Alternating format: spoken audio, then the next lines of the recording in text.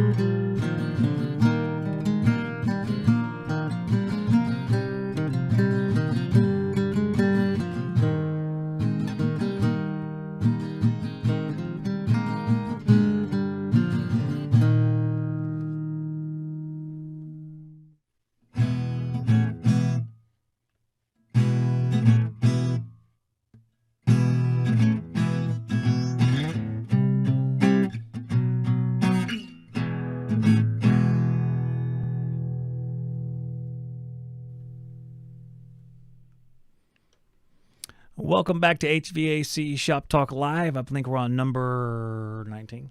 I'm pretty sure about that. If I look at the title on the other screen, I bet that's what it says. We're going to have Eric Kaiser here tonight. I can actually see him down there. I have a joke for you guys. Check this out. I didn't tell him this because it's so good. What do you call Eric when he rolls forward? It's a Kaiser roll. That's ridiculous. You know, he can hear me, but he can't respond, which is for the best, actually. That's for the best. We're going to have more great entertainment just like that throughout the show. We're going to have a whole lot of stuff here tonight. Like I said, we have Eric Kaiser with us. We're going to talk about refrigerant charging in a variety of ways, types, and challenges. We're going to have skilled trade up a little bit later. And hey, looky there. Did I point right? Yeah, great. Somebody is winning that tonight. The Fieldpiece VP X7 10 CFM 2-stage vacuum pump. And if that's not a good enough picture of it, I have an alternative picture for you guys. Hold on. There we go. There it is. Up nice and close. It's EPO coated, guys. I'm not quite sure what that means. Run quick oil change system. They're the ones, you just hit the valve, open it up, dumps the oil down into the container. It's their brand new product. They were nice enough to send this out, so a big thank you to Fieldpiece for doing that. That's going to be our grand prize tonight. But we also have, perhaps, somebody's going to win these nice Knipex pliers wrench. These are really, really nice. I love these things. They're really great. They're really expensive, and they come from Germany, which evidently means they're good. I think that's the general consensus. Yep. I got a thumbs up from Eric down there. They're very good. And then we have some swag as well. Fieldpiece koozie, Fieldpiece sticker, Shop Talk hat and shirt. Now, those things might be one. How Skilled Trade Up's working now is we're all vying for this number one prize here. But throughout the game, I might try to bribe you to leave early if you think you're going to crash and burn. Because we're going to do a little bit different tonight. We're going to do 3 and out tonight. You get 3 of them wrong, and you're gone. We're not doing a point system. The point system was kind of convoluted. So I abandoned it because I look like this afterwards. That is my son. And that's what he looks like when he sees something that's very cool. He's a very happy kid all the time. I also have some great pictures comparing Eric to various notable figures with great mustaches. As you see, he has a great mustache. If you wonder why you don't have one, it's because Eric took it, and he has it on his own face. His mustache is actually a combination of 10 mustaches that combine to create a super stash, as you will see here in a second. That's written in the Book of Legend. Let's look to the chat here. Let's see who's here. We have Steve, Residential Basics. We have Old Handy Luke, Shannon Knight, HVAC. Jessica Egan. That's right. You see the Klein stuff back there? I'll show you that here in a minute, too, before we get started. We have Dirty Waters TD. All right. First timer. I see you there. Good deal. HKHVAC Dragon. Ivan Hall. Ivan Hall's back to win this week. You know he wants to win. He talked a lot. He was a big talker, but he crashed and burned. I'm just going to say it right there, Ivan. You crashed and burned. It's a challenge. Weaver Maintenance, William Fisher. Let's see who else we have. Jay Cato, Bob Reddington, and me. If you saw the Klein stuff, hey, Jessica as well. Klein just sent out some products for the skilled trade, but it won't be this week. And it won't be next week because next Saturday night I'll actually be out of town, so we're going to have a show on a different night probably because I'll be out of town 2 Saturdays in a row.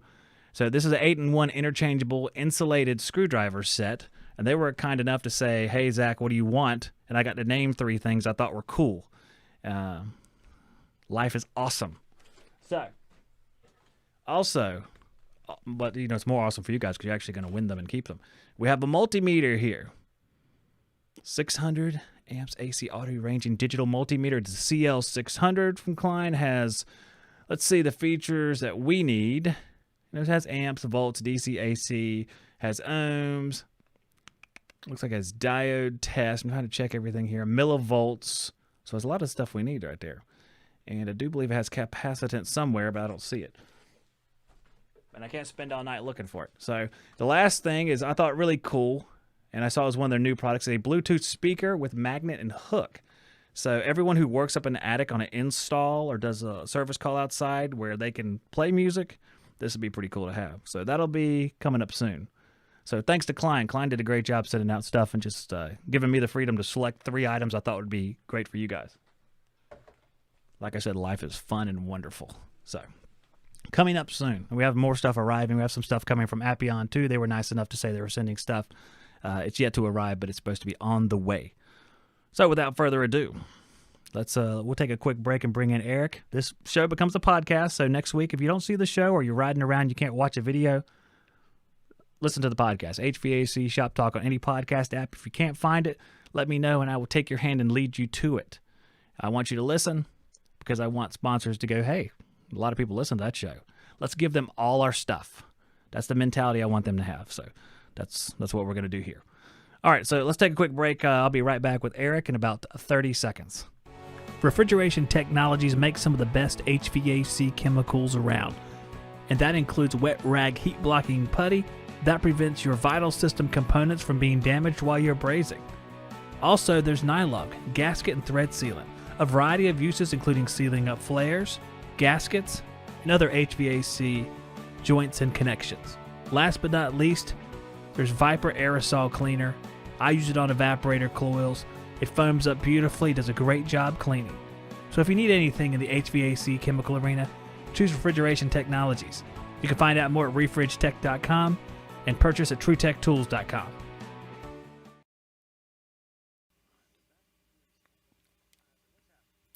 Hey, I'm just hanging out with you tonight and everybody else in the chat who's sitting out here listening to us on a Saturday night. What is wrong with people?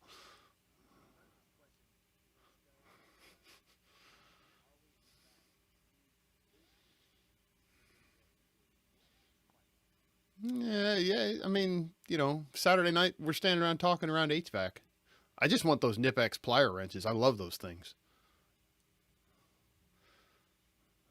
Dude, I have like 5 or 6 sets of those in all of my tools in different sizes. They make little ones and, big ones and even bigger ones, and they're awesome.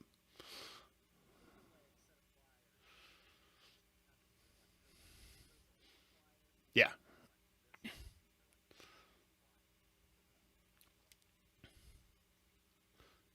Yeah, and they're so slim and they fit all kinds of places and they grip really well, and I'm jealous of whoever's going to win those tonight because that's a seriously nice pair of pliers right there. Oh man, are you kidding me?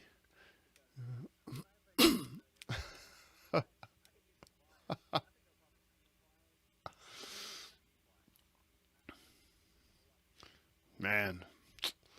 Yeah, I don't get free pliers. Sorry, I go and buy my pliers.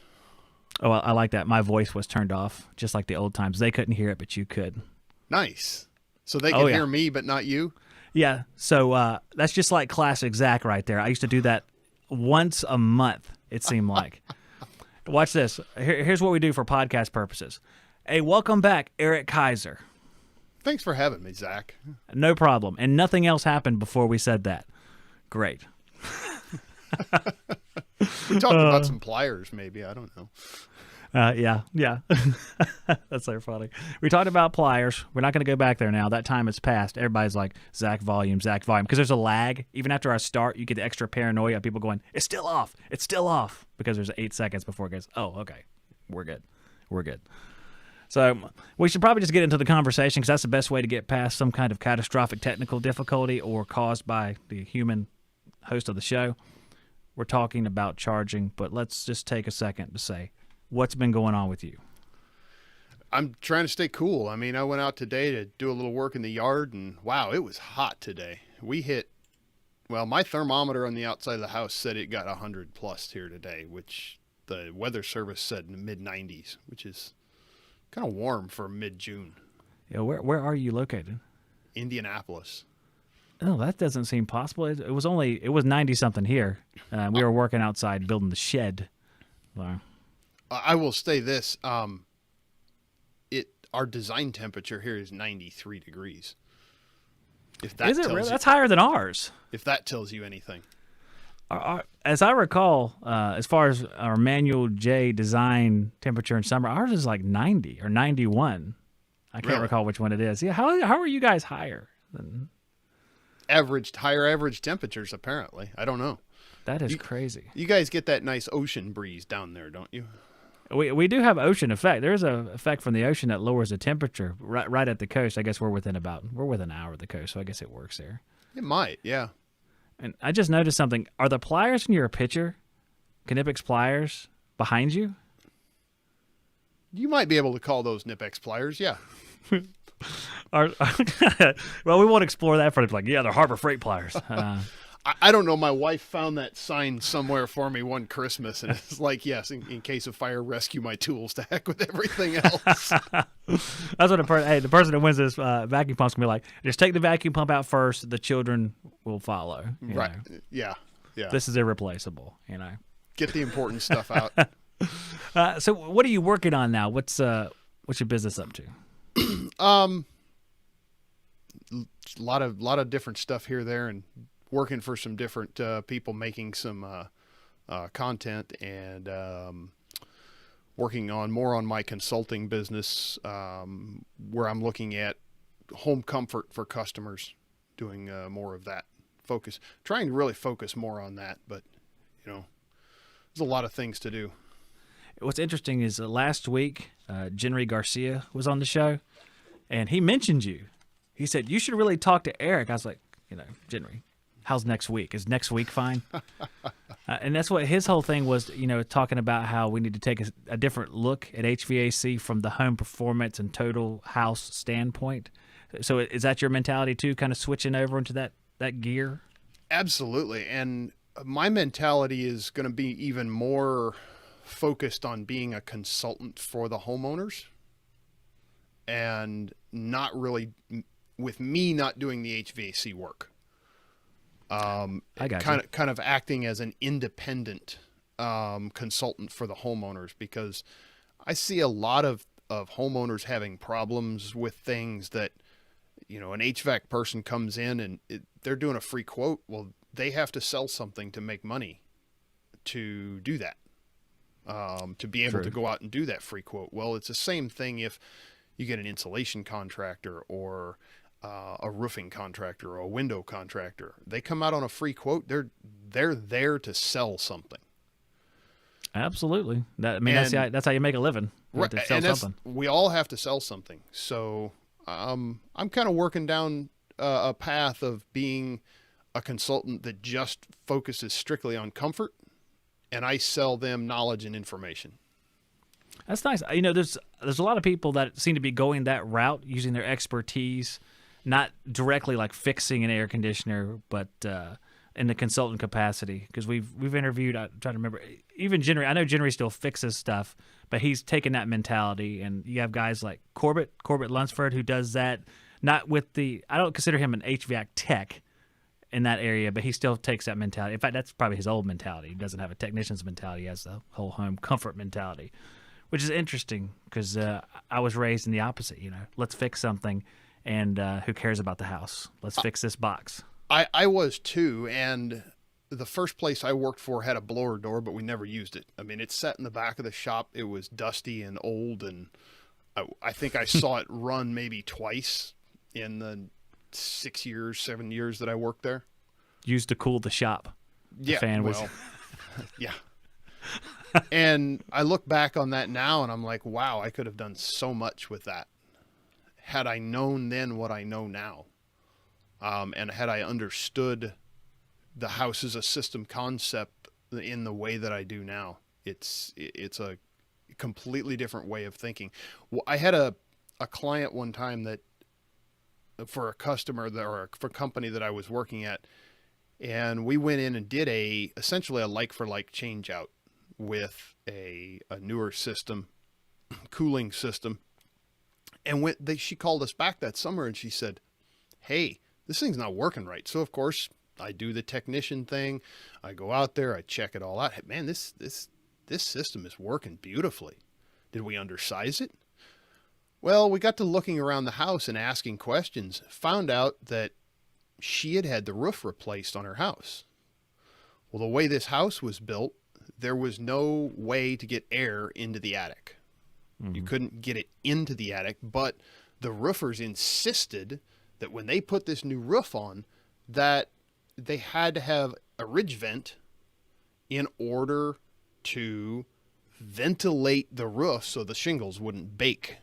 Well, it's a half-story house, essentially with knee walls, and the roof went all the way down, and then the outside walls were the knee walls. There's no way to get air in that. No way to ventilate it the way it was built. So they put in this ridge vent, and it turned the whole house into a chimney. That's really interesting. So it was drawing air through like light fixture housings and stuff like that? Yeah. It drastically increased the infiltration in that house. And we told her, we said, look, you've changed the conditions on this house. You fix this. And if it still doesn't work, then we'll come back and we'll put in a different piece of equipment because we must have sized it wrong. But this was not like that when we put that air conditioner in here. So we worked with her, found a contractor that would come out, take the ridge cap out, seal up the attic, and lo and behold, her house cooled just fine after that. Oh, wow. So I wonder why, and this is just me thinking off the top of my head, why didn't there's no way to put in there was no soffits available because you had that wall right there. There's no way to get, because they put channels even through the roof ceiling combinations. If they have one, they put those styrofoam channels through there so they get some air moving through them, but I guess it's too late for that. Yeah, this house was not designed that way. This house was designed to have a fully sealed exterior shell. It was not designed to ventilate, so they changed the design of the house by adding a ridge vent, and they increased the leakage of the house by doing that. That's really cool. That's really. I wonder to myself, I'm going to put it out there, that I wonder if someone can figure how much flow there would be through, like if it was a soffit that had soffit venting or some way to get air low and go up through that ridge from the attic, through the attic space, not including the house. How do you calculate that flow that's required to satisfy that ridge vent? I guess any flow is flow required because there's no set amount. Well, you have to have CFM, one CFM in is one CFM out. Got to come from somewhere. It's got to come from somewhere. Yeah, there's ways to calculate it, actually, because you're talking about pressure differential and you're talking about area. And when you know those two things, you calculate flow, just like we calculate it through a register or through a duct or anything else. We're going to have to figure that out. That's a different show. We're gonna figure that out because I'm building an office outside my house right now, and I'm going to put a ridge vent in there, but I'm going to put ventilation in the soffit to go through up to the ridge vent. So it would be interesting. Maybe I could do some experiments with that since it's small, so it's probably more easily tested than a regular size house. So note to self, I guess. Yeah, I mean, you can do a lot of experimenting and a lot of learning with stuff like that. I am not, in my learning now, I'm not a fan of ventilated attics anymore. I like to have that pressure boundary at the same place as but the whole other show. It is a whole nother show, but you're making me want to ask questions because isn't that going to become more heated space, a bigger temperature difference? Maybe not without the direct air communication, but a different TD between the attic and like the top floor or whatever floor there is, single floor. Well, if you think about you're pulling in really hot air from outside anyways, and you're heating it up with the radiant surface in there coming down from the roof, because that roof is heating with radiant temperature. So the sun sitting on that roof is now heating the underside, and you're dealing with radiant temperature coming down through there. There's a number of different ways to deal with it. But I am not so much a fan of the ventilated attic anymore. It can work, but you have to do it right, and you have to know what you're doing to do it. And I have very rarely seen one done right. I would rather seal it up and actually make it part of the structure personally. It does make sense. If you don't have proper flow, like you say, 1 CFM out, if you have a ridge vent that has this huge open, whatever it is, 3.5 inch gap all the way down it, and you don't have a whole lot of soffit venting, then the path of least resistance is going to start being the stuff in the house. So like I said, it becomes a chimney. That's a very interesting thought. I'm going to have to do some experimentation because I'm making a 14 by 10 office. I'm moving myself out of the house for obvious reasons, screaming child somewhere right now probably. But it'll be interesting because I can use that space for that. So that'll be kind of fun. Well, and in the summertime, you also have what's called reverse stack effect. All right, explain reverse stack effect. So we're going to do charging later, but this is interesting, so I want to do this. What makes stack effect happen? Heat rises to the top of a ring. Well, hot air rises. Heat just goes to cold, right? So hot air rises in a column, and we create that stack effect as it goes up because it creates a lower pressure at the bottom. It rises out the top. In the summertime, if we have a conditioned space below a hot attic, we actually create falling air because we have cold air inside. And if it leaks at the bottom, it will create reverse stack effect. It will actually pull that hot air in to the top because of the weight of that cooler air in the house. So you can actually pull attic air down into a house. Oh, man. There's a great fancy word I'm going to use right now. Stand by. I think I know what it is, but I'm going to get confirmation real quick. This is a review of vacuum for service engineers. And I know, as you see, I've read and highlighted things that are interesting, which turns out to be most of the page, so I probably could have just not highlighted anything. It's a type of vacuum, and it's Torricelli vacuum and the Mercury Which whatever, one? the Mercury tube. You like the new version? The new version or the old version? What a bunch of nerds. This one here, this one's really cool because this one is one of the original. You can see it there. It's one of the original 1959 versions that I managed to find. Oh, look at you! And I have the Brian Orr edition. I haven't got that one yet. So there's more of them out there. Apparently I have to go get a new edition now. He didn't sign it though. Oh man! But you could get yours signed because were you down there for his event? Not this year, no. Well, you can get it signed next year. It'll work. Yeah. He'll give you one. It's one of the things where you say, I'm here at Kaiser. You probably heard of me. You've heard of me on Shop Talk. And then I don't know if he'll give you one then or not. Probably not. But I don't know if people can see this, but you see this mercury tube here, and this vacuum is created because it's pulling the liquid down, and the vacuum created at the top, this Torricelli vacuum. It kind of reminds me of what you're saying because once you have that air going down, it's almost like it's going to pull air in from the pressure difference into the house through probably the attic access door and every light there or something like that. So that's what it reminded me of. I know stuff. I mean, I really saw it illustrated one time from Neil Comparetto. He did a video where he was in the attic, and he had an attic hatch there, and he's running a smoke pen in it, and the smoke pen is going down into the house, and it's just a static house. It's sitting there without a blower door, no fans or anything running. It was just falling into the house because of the cold air in the house. That's pretty interesting. I wonder where did you see in that presentation or whatever he was doing where the air was leaking out in the cold section at the lower section? Somewhere at the bottom of the house. He didn't go into that, I don't think. That would be interesting to see what like the common area would be that because I look around the room here. What would I think?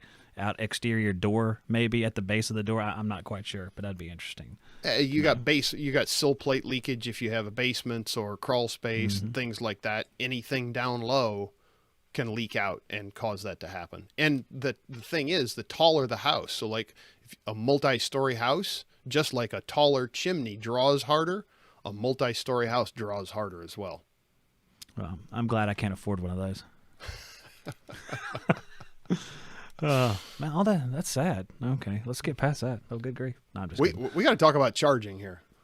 Charging. Yeah, I need to charge more so I can get a better house. Oh, never mind. Okay. And we're not talking about like a bull charging. We're talking about refrigerant charging, right? And not how much the Freon cost. Yeah, well. Popular question. How much is your Freon? Yeah. I don't know. DuPont? Is that what you're saying? You want to know what the DuPont stuff is?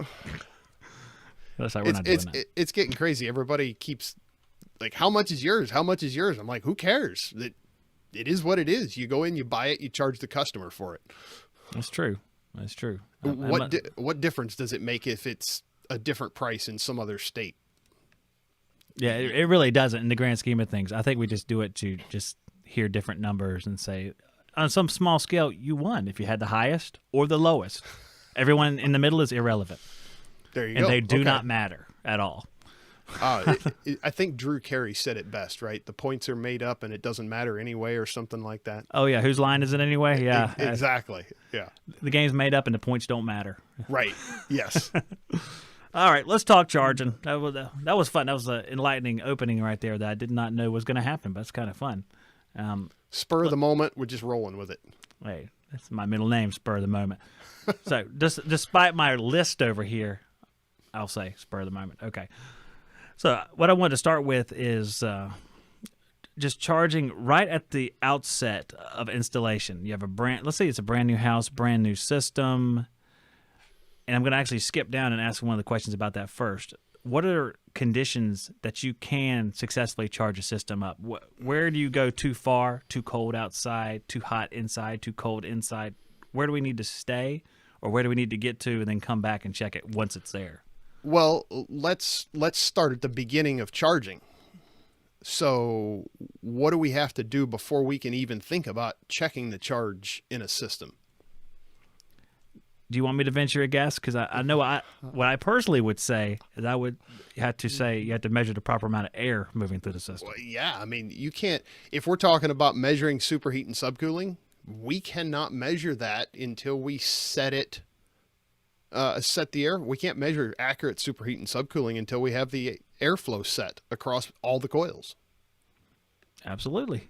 Hey, talking about that, before you go on, there's different settings, comfort, efficiency. Let's take Carrier, for example. Comfort and efficiency, 350 CFM per ton, 400 CFM per ton. Did the charging rules change on Carrier for those two? I don't see any differences that they say you have to do this or this.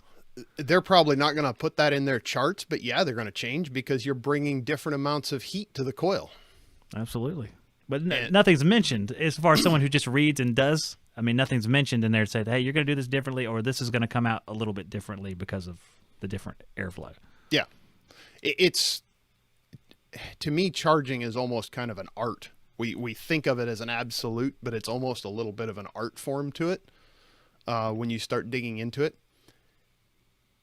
My rule, I charge at nominal CFM. So I want to have that 400 CFM per ton. If I'm going to charge by superheat or subcooling, I want that 400 CFM going across the coil, the indoor coil. Of course, the outdoor coil needs to be clean and have a proper airflow across that. The fan blade needs to be set in the volute properly so that it's doing everything that it's supposed to do. And then I want that 400 CFM across the coil. Now, if I'm going to adjust that to 350, that's a different story. I'm going to charge because that's the system charge at 400, and then I'm going to adjust it. Now, I'm going to put a caveat on that. That is with a TXV. Okay. All right.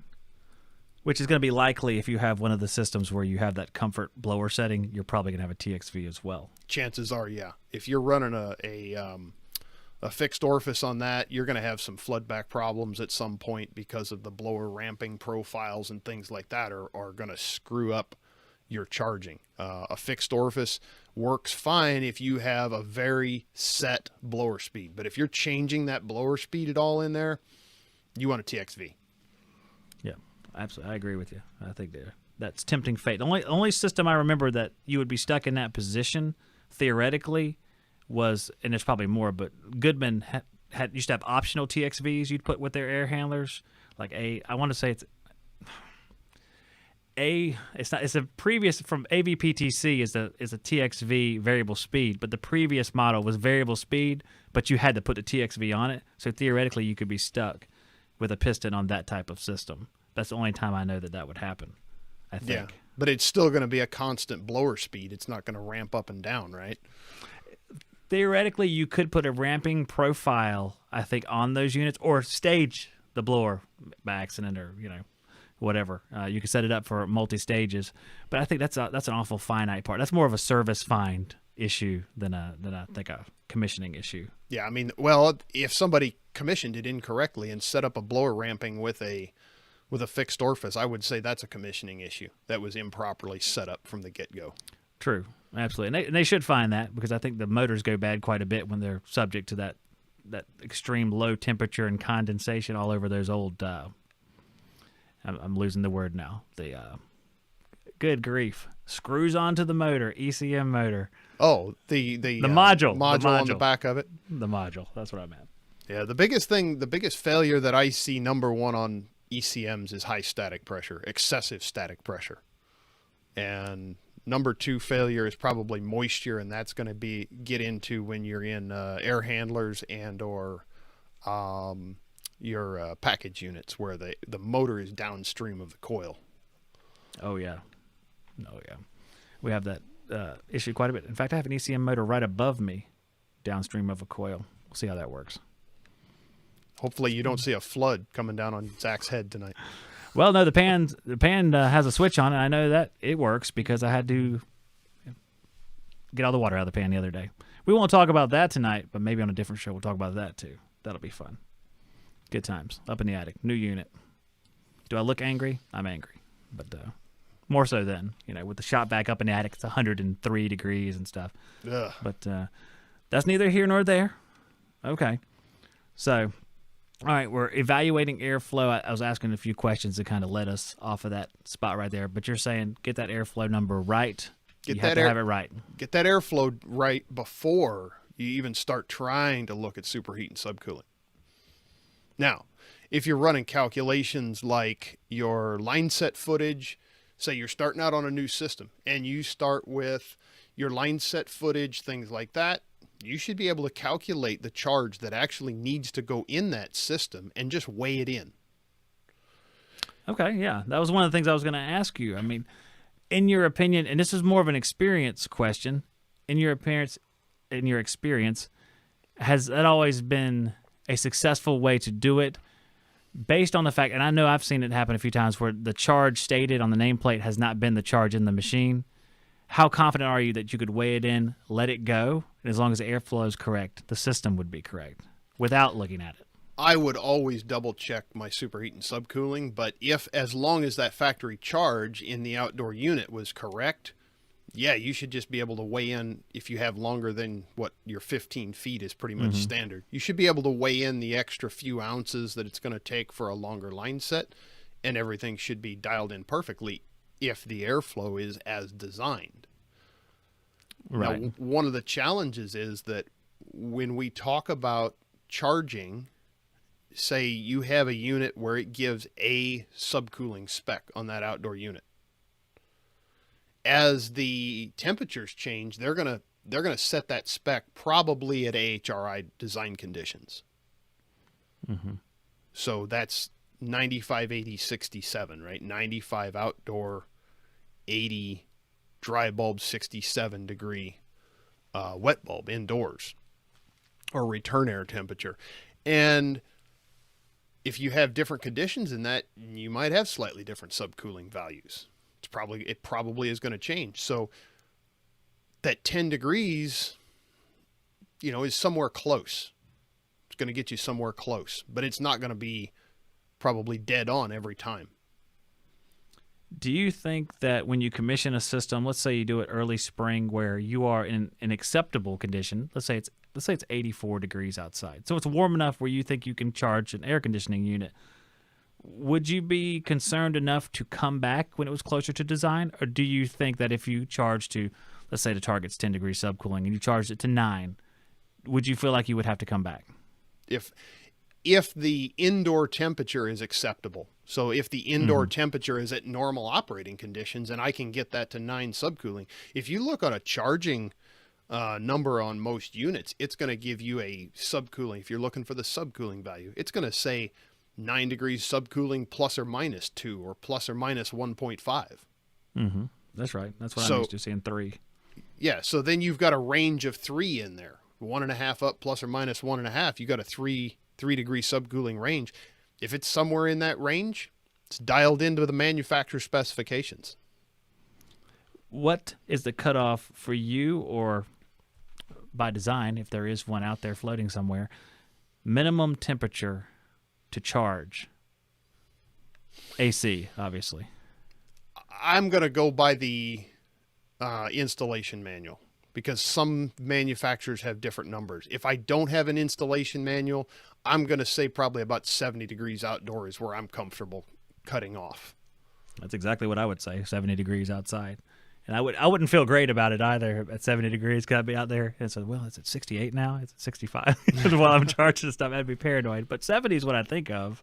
What about someone who goes below 70 and uses some sort of apparatus like a charging blanket? Our friends at Philpiece offer one of those. But I never used one before. Is that something that you think is worthwhile implementing? It can be. I'm not a big proponent of them because you've got to do a lot of extra work to really make that math come out.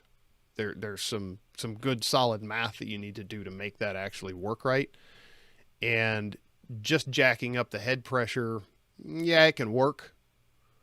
But essentially you're just making that outdoor coil dirty is what you're making it look like by restricting that airflow on there.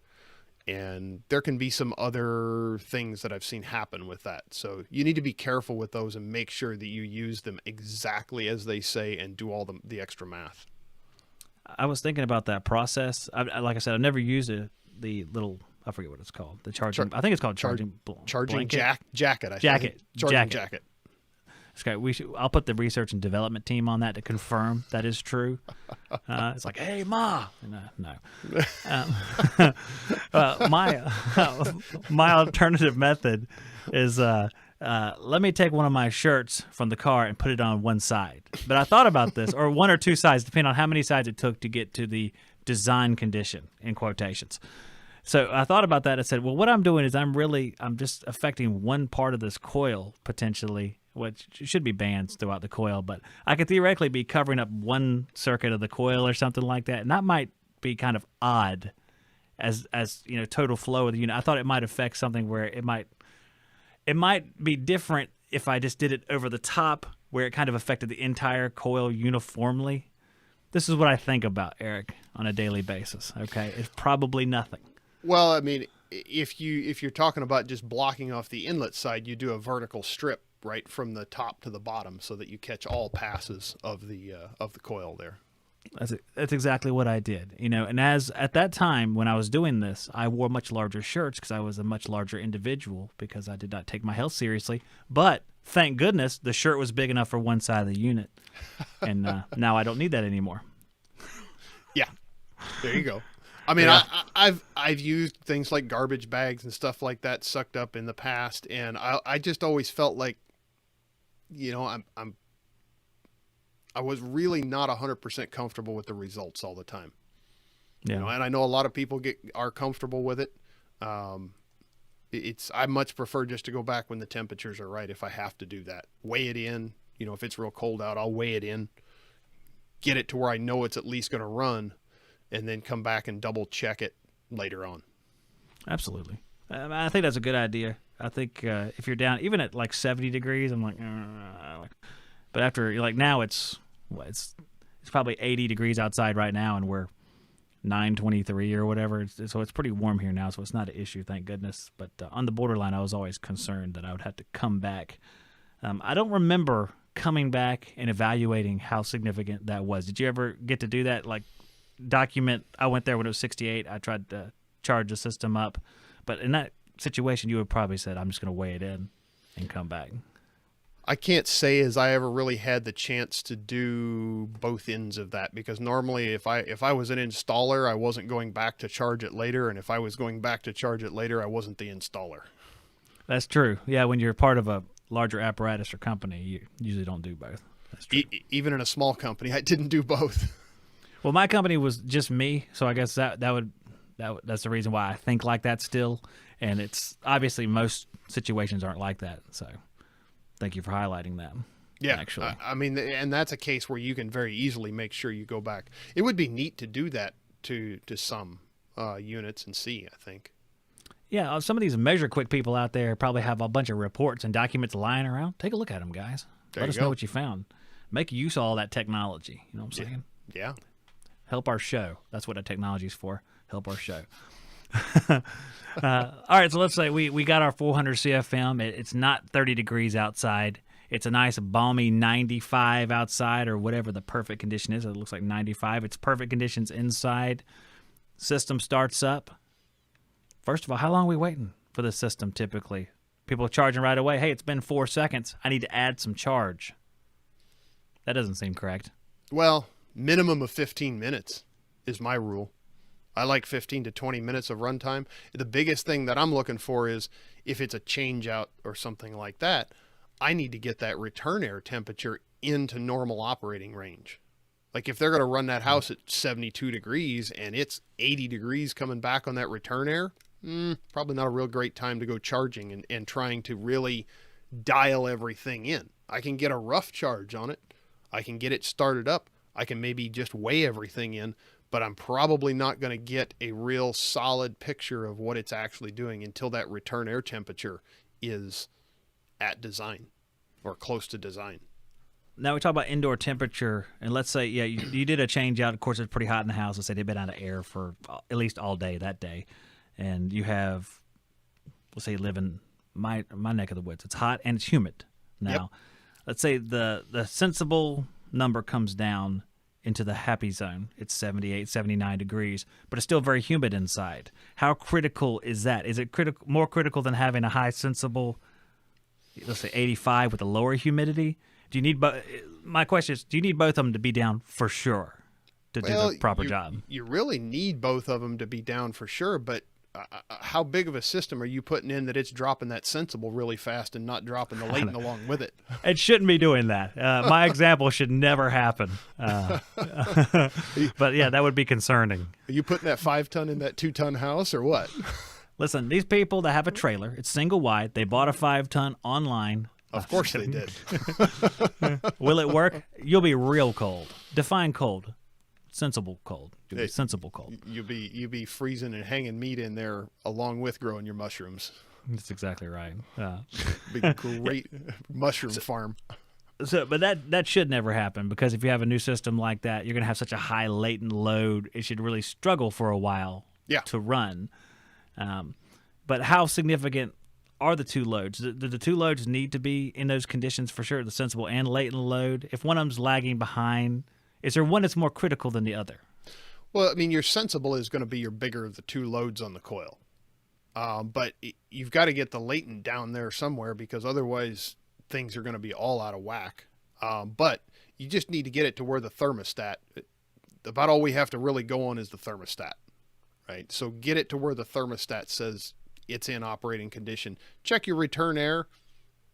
What are we looking for? Duct leakage. Okay. So if the house is 72 and I'm getting 80 degree air back at my air handler or whatever, back at my filter, return air, however you're looking at it, maybe we got a little duct leakage going on there. Mm-hmm. Hey, bad news. The changeout's not over. Mm-hmm. It's going to keep on going. I mean, it might be enough to get them through that night, but chances are it's going to be not working real well, right? Well, you know, that kind of brings up a comment on some of the testing instruments, because you see it a lot that guys use little stick thermometers, like little folding ones or something like that, and get a temperature split. But those are ignorant to the latent load issues that are posed. So if you do that, and let's say you start up a system at a house, and it's 80% relative humidity, which is perfectly reasonable here. It could definitely happen. And your temperature splits down in the very low teens or even maybe 12 or something like that. According to the sticks, you're in big trouble. But it could be working properly, right? Yep, absolutely. I mean, your dry bulb split on a unit can range anywhere from about 10 to low 20s, depending on what the humidity is coming in the return air. Because if it's high humidity and it's the dew point, but basically what you're looking at is if the dew point is elevated, because we're dealing with dew point on the coil. That's how we remove humidity. So if the dew point of the air is elevated, it starts using more of that coil capacity to do the latent work as opposed to the sensible work. And then you have a maximum latent capacity of every coil out there. So every coil has a maximum that it can do. So there's a finite amount of space in the capacity of a system for each of these things, correct? To a certain extent, yeah. I mean, you're always going to do some sensible cooling, but when you start really coating that whole coil with water, it's going to be running a lot more latent out if you have more humidity in the air. So we always check the drain on these jobs. It's like some rite of passage. Is she draining? Yeah. It's always, is she draining? Yeah, she's like a faucet because these houses are full of humidity. And it's always one of the things I was concerned about. So I know it's humid in here, but I mean, does this thing need to run for like a day and us come back? Because there's just so much humidity in the air all the time, it seems like. You know how you stop humidity in houses, right? I feel like this is a trick. I'm going to say how. Well, I mean, you got to seal the house up. If it can't get in and then you take it out, it's not in there anymore. No, that's a really interesting point. You could have the most humid environment possible outside, but if your house is truly sealed, you'll be protected from even that. Within reason, it could wick through building materials. It shouldn't, if the house is built appropriately. I wonder. Shouldn't be a big wicking effect if the house is built properly. And at the very least, I would think the wicking effect would be slow. Very slow. Very so not minimal. The day you install the machine. Now you're going to have problems. You're going to have to dry out all the surfaces in there, because if you think about all the fiber, the fibers like rugs and furniture and even walls and wood, all that stuff soaks up moisture. That's a really good point. Just like heat content, all the heat content's got to come out of your couch and the wall whenever you're cooling off the house for the very first time. Whenever everybody outside's going, this is taking forever. Yep. Everybody's looking at their cars, tapping their watches. It's 5:30. It's like, we really need to go. But you're right, because I remember studying this when we did like load calculation stuff. If it's 85 degrees in a house for a prolonged period of time, your desk is 85. The inside of your desk, the very inside of the wood fibers is 85. The walls are 85, and all that's got to be brought down. Yep. But the same thing, to the same point, most of that stuff absorbs humidity as well. That's true. Yeah, the wood, the walls, everything. Yeah, so you have to drop all that out and get all that dried out. That can take days. Oh, man, the installers just got real ticked off. But that is probably not going to affect your load very much, and it's not going to affect your charging, because that takes time for that to come out. What you're going to notice that on is if you're monitoring humidity in the house. You may see high humidity for the first several days, and then it kind of tapers off and goes down to normal. Yeah, I think that's exactly right. I've kind of seen that play out, especially in new houses that are built and then commissioned. Oh, yeah. You see it kind of take, I guess it could be a pretty significant period of time before all of that kind of levels out. Yeah, if you're talking about a new house, depending on where they put the vapor barrier on the house, you may have to dry out all the wood in that house. That's also an excellent point, because if you have a house wrapped in Tyvek or whatever, then everything inside that Tyvek is part of that interior envelope as far as the humidity is concerned. So that's every single stud, everything. Once you get it dried out, then it stays dry. That's very interesting. Very interesting. Except for all the holes in a Tyvek for where nails scraped it and stuff like that. Yeah. And not all Tyvek stops moisture, because not all Tyvek is Tyvek. Will my tar paper stop it outside? Is it sealed? It might. It will be sealed pretty much. I think they have little strips that go on there. We'll see what happens. I shouldn't have mentioned that. I'm not a hack, everybody. I'm not a hack. I just want to build this thing and not spend a ton of money. That's all. I sound like every customer in the world. Hey, great. And there's sales class today. That's awful. Oh, my gosh. Okay, so we talked about conditions. Let's see. What else is going to affect it? Okay, we talk about metering devices and kind of the piston orifice. That whole idea is kind of going away now, but they're still charged by superheat systems out there. There's a few out. I mean, there's a few new ones out there, but good grief, there's still a ton out there in the field. Oh, sure. And thank you, Goodman, for all these years of metering devices. I always, they're real easy to work on, except for people put in actually, we'll talk about some troubleshooting later. Let me stop there. So let's treat it really basic. TXV versus piston. How do you approach it differently? I mean, you're looking at two different things. If you're checking the charge, TXV, of course, we need to look at subcooling because we need to make sure we're feeding it a constant column of liquid. Now, I'm not going to discount looking at superheat on a TXV though either, because we need to make sure that that TXV is doing its job, and its job is to maintain a superheat range. That's it. Common range. And let's treat it like a serviceman would treat it. If you come up to a TXV, when are you going to go, oh, that's too low, or oh, that's too high? Probably 8 to 16 is a range I'm comfortable with. If I start seeing outside of that, I'm going to get worried. I think I would have said 8 to 20. So it wouldn't have been, because I've seen, for some reason, there was a series of like train units. I always saw 17. And as much as I tried to work with it, that's where it stayed all the time.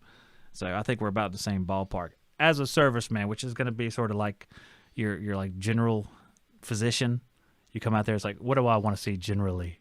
Yeah. Until something goes, hey, 1's too low, or hey, 35 means you have a Copeland compressor from 2014. This show is sponsored by Copeland.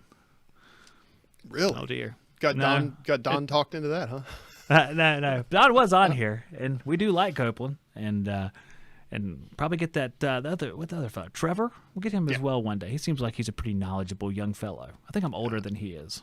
So. He's a very smart cookie. Yeah, old Don was on here. Old Don was on the show a couple months ago. He was a lot of fun. We had a good time.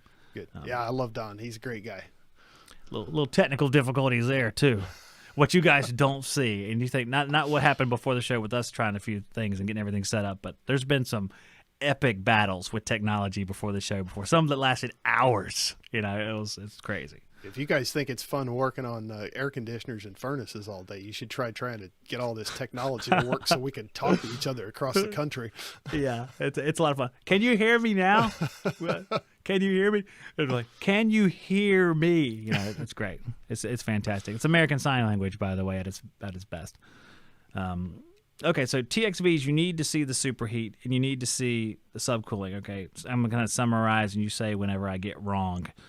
You need a solid column of liquid refrigerant going to that TXV so it's able to do its job. And on the other end, you want to see a reasonable superheat because you want to make sure it's feeding the right amount of vapor liquid mix through it into the coil so it can become superheated and absorb and la la la la la. Well, we need to feed superheated vapor into the compressor. Otherwise, we can't compress it very well.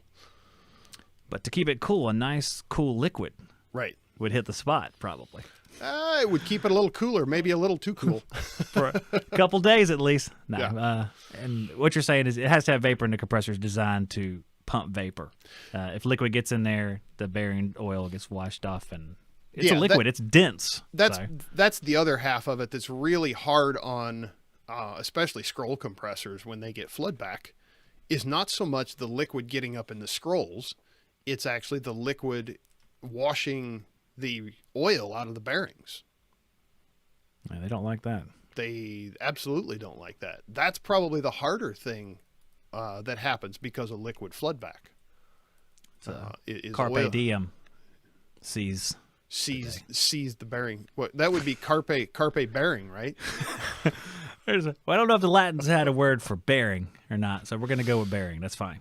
I like it. Carpe bearing. It's the end today. Should have had an accumulator at least. So you want to get the proper superheat back. I'm going to kind of return back here with the TXV. So it's not like with the TXV there's one singular critical measurement. Well, let's see on the flip side with a piston. You still need a solid column of liquid going to that piston too. There are certain times, even with a piston, under certain conditions, where you will not have a solid column of liquid. Interesting. But okay. you need to have the superheat always staying as superheat. So that's where the superheat charging charts come in, and we have to know outdoor temperature, and we have to know the return air wet bulb temperature to be able to utilize those superheat charging charts correctly, so that when we set that up, we're going to set it so that it's designed to run in a certain range and always keep superheated vapor coming back to the compressor when it's charged properly. Now, on the flip side of that, as a service technician, when you visit one of these systems, oh, look, it's our friend, the Goodman CPLT from 2006. That's right, I remember stuff. And You're rattling off names that are way above my head. No, they're below you. Trust me. Imagine a freight train that conditioned air sometime. That's a CPLT. And it had a piston on the other end of it. And here I get sidetracked talking about the stupid CPLT from 2006 because I had one on my house and it was super loud and I'm still agitated by it. And I completely forgot the point I was doing. I did this on Friday too. It was like I completely forgot the point, which we're going to go past now because I can literally not remember what I was going to say. That unit was awful. That's my new point. Okay. We'll get past that. So, but I am curious, what is the condition in which you would expect maybe a mix before you get to the piston? When would that be? What? I don't know when that is, so I'm looking forward to hearing whatever this is. You could be looking at a really high outdoor pressure. So if you have a higher outdoor temperature, you may not end up getting quite all the subcooling. It may not stack it in there quite enough. I'm trying to think back and remember when I've run into this, because I've run into it a couple times where I didn't have subcooling and it kind of freaked me out. And I talked it through with a couple people and they're like, oh yeah, that's going to do that under very specific conditions. But again, with a piston, as long as we have our superheat that matches up with the charge, we really don't care about subcooling so much. As long as you have the correct piston. Right. As long as you have the correct piston in there and we're not flooding back. Were the systems that you saw that issue, were they split, package? Is there anything unique about them? Split. Okay, yeah. They were split systems. I've never really worked in a package unit market other than rooftops occasionally. Oh, well, for some reason we have them on houses here. I had one on my house before a package unit. Always in the crawl space. Good times. Yeah, it's kind of weird how that certain parts of the country have package units. Like it down in Kentucky, I used to support the Kentucky market, and they have a lot of package units down there. And the reasons I was told was that they're in an earthquake zone and they wanted to get the HVAC equipment outside of the house so that if they had an earthquake, it wouldn't leak gas into the house. Except then they would go put a gas water heater in the house. And I just stood there and scratched my head and was like, okay, whatever. And that's logic. Whatever your reason is, whatever floats your boat. I don't know that that's true because I'm not in an earthquake zone and they're everywhere here. So I don't, it's rhyme or reason for putting package units versus split systems in. I guess it's more to do with construction would be my guess, construction type. Probably. There's probably some money issue somewhere, I would think. That's what usually rules the day, right? And I know one thing here that I know we've gone like almost an hour. The show's gone almost an hour. And there's one thing which I'm going to make sure we get to, which is the approach. Because you talked about that before the show, how this is going to be a critical part of the conversation. So let's kind of go that way for a second. Kind of tell us what the approach method is as far as charging. So the approach method is actually used a lot on chillers, and Lennox used it a lot. So they actually put what's called approach method in. And when you're talking about the approach method, you measure the outdoor temperature and your liquid line temperature, and the approach is the differential between those two. Now, we were talking about this before the show. So let's back up and figure out where that approach number comes from. Okay. Okay. So what is subcooling, right? Subcooling is saturation temperature of the coil versus the actual line temperature. Right. So condenser coil saturation temperature, line temperature. Now we're talking about line temperature versus outdoor temperature, which is below line temperature. That right. line temperature actually floats in the middle between your saturation temperature and your outdoor temperature. So if you're talking about subcooling, say you have a condenser temperature over air of like 20 degrees. Okay. Yep. Okay, we'll just say 20 degree condenser temperature over outdoor air. And you want your subcooling to be set at 11 degrees. So you set your subcooling at 11 degrees. Your approach temperature would be 9 degrees.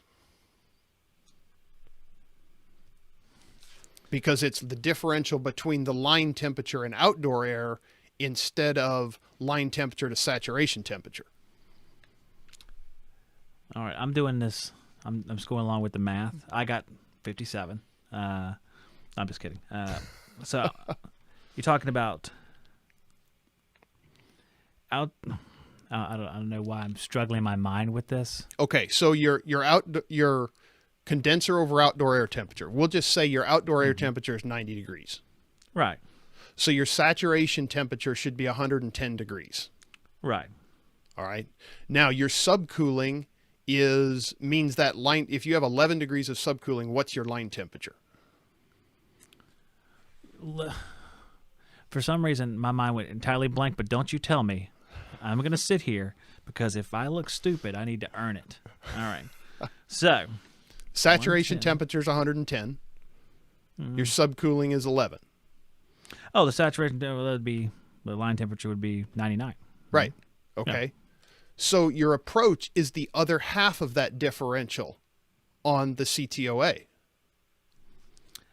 Oh, okay. It's starting to come together. Is everyone else getting this that's watching this?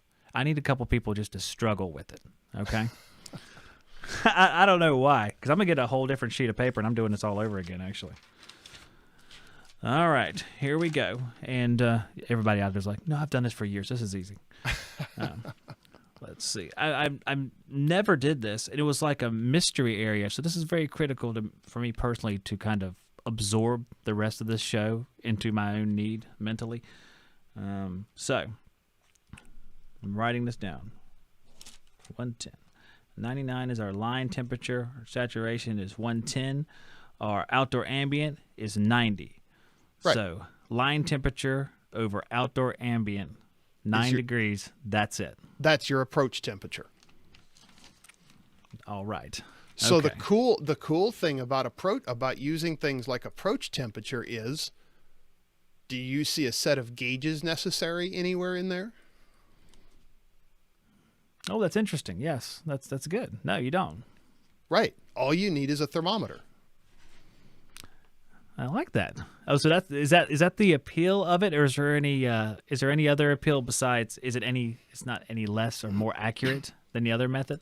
No, you're just measuring a different side of the equation right there. Now, what would happen if you did that same thing with, like, say, your vapor line?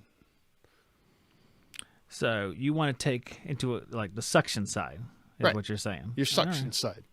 I always refer to it as a vapor line because it's, I'm in heat pump world up here. Yeah, I am too. I should probably say vapor line. It makes more sense to me when I start talking to people in heat mode. It does make a lot more sense. So we're going to start looking at the indoor temperature instead of the outdoor temperature.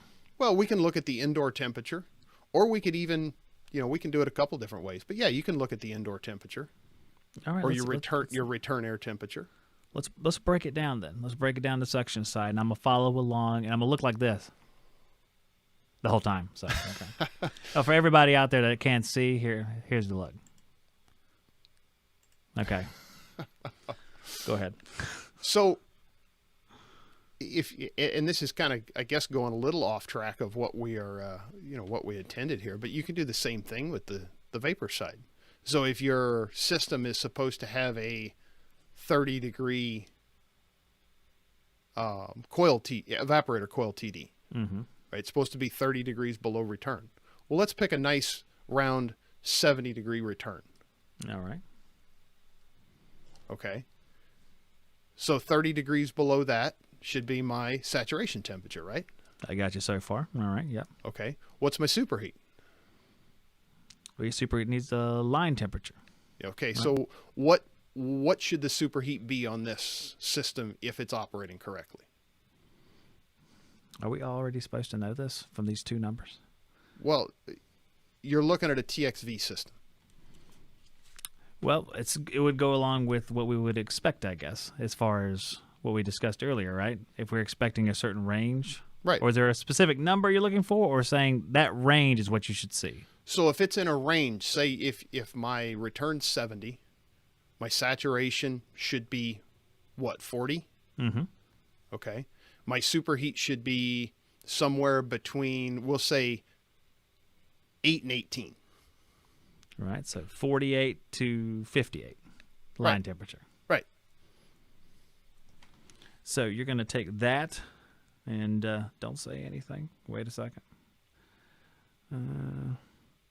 So it's going to be, you're going to have like an indoor version of approach that would be 12 to 22. Mm-hmm. Okay. Mm-hmm. So you can do it the same way. Is this, are we talking just like another version of what they would say non-invasive testing? Yeah. I like it. This is nice. And this is charging. This is not off the subject. I don't think at all. This is how you check your charge without ever putting a set of gauges on it.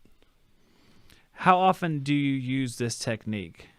When I'm doing maintenance, I use it almost every time. That's sort of what I was going to expect to hear you say. So on a PM visit? I'm not going to put my gauges on unless, so I'll look at my line temperature differential, just like what we talked about. All right. Compare the air temperatures, look at my system. What am I supposed to have?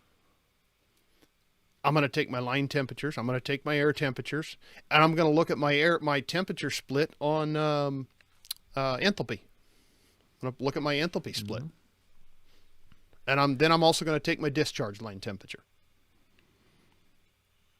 Now, discharge line temperature, why? Discharge line temperature tells me a lot about the mass flow rate of the refrigerant going through the compressor, because if I have enough refrigerant at the right temperature going through that compressor, it's keeping the compressor cool.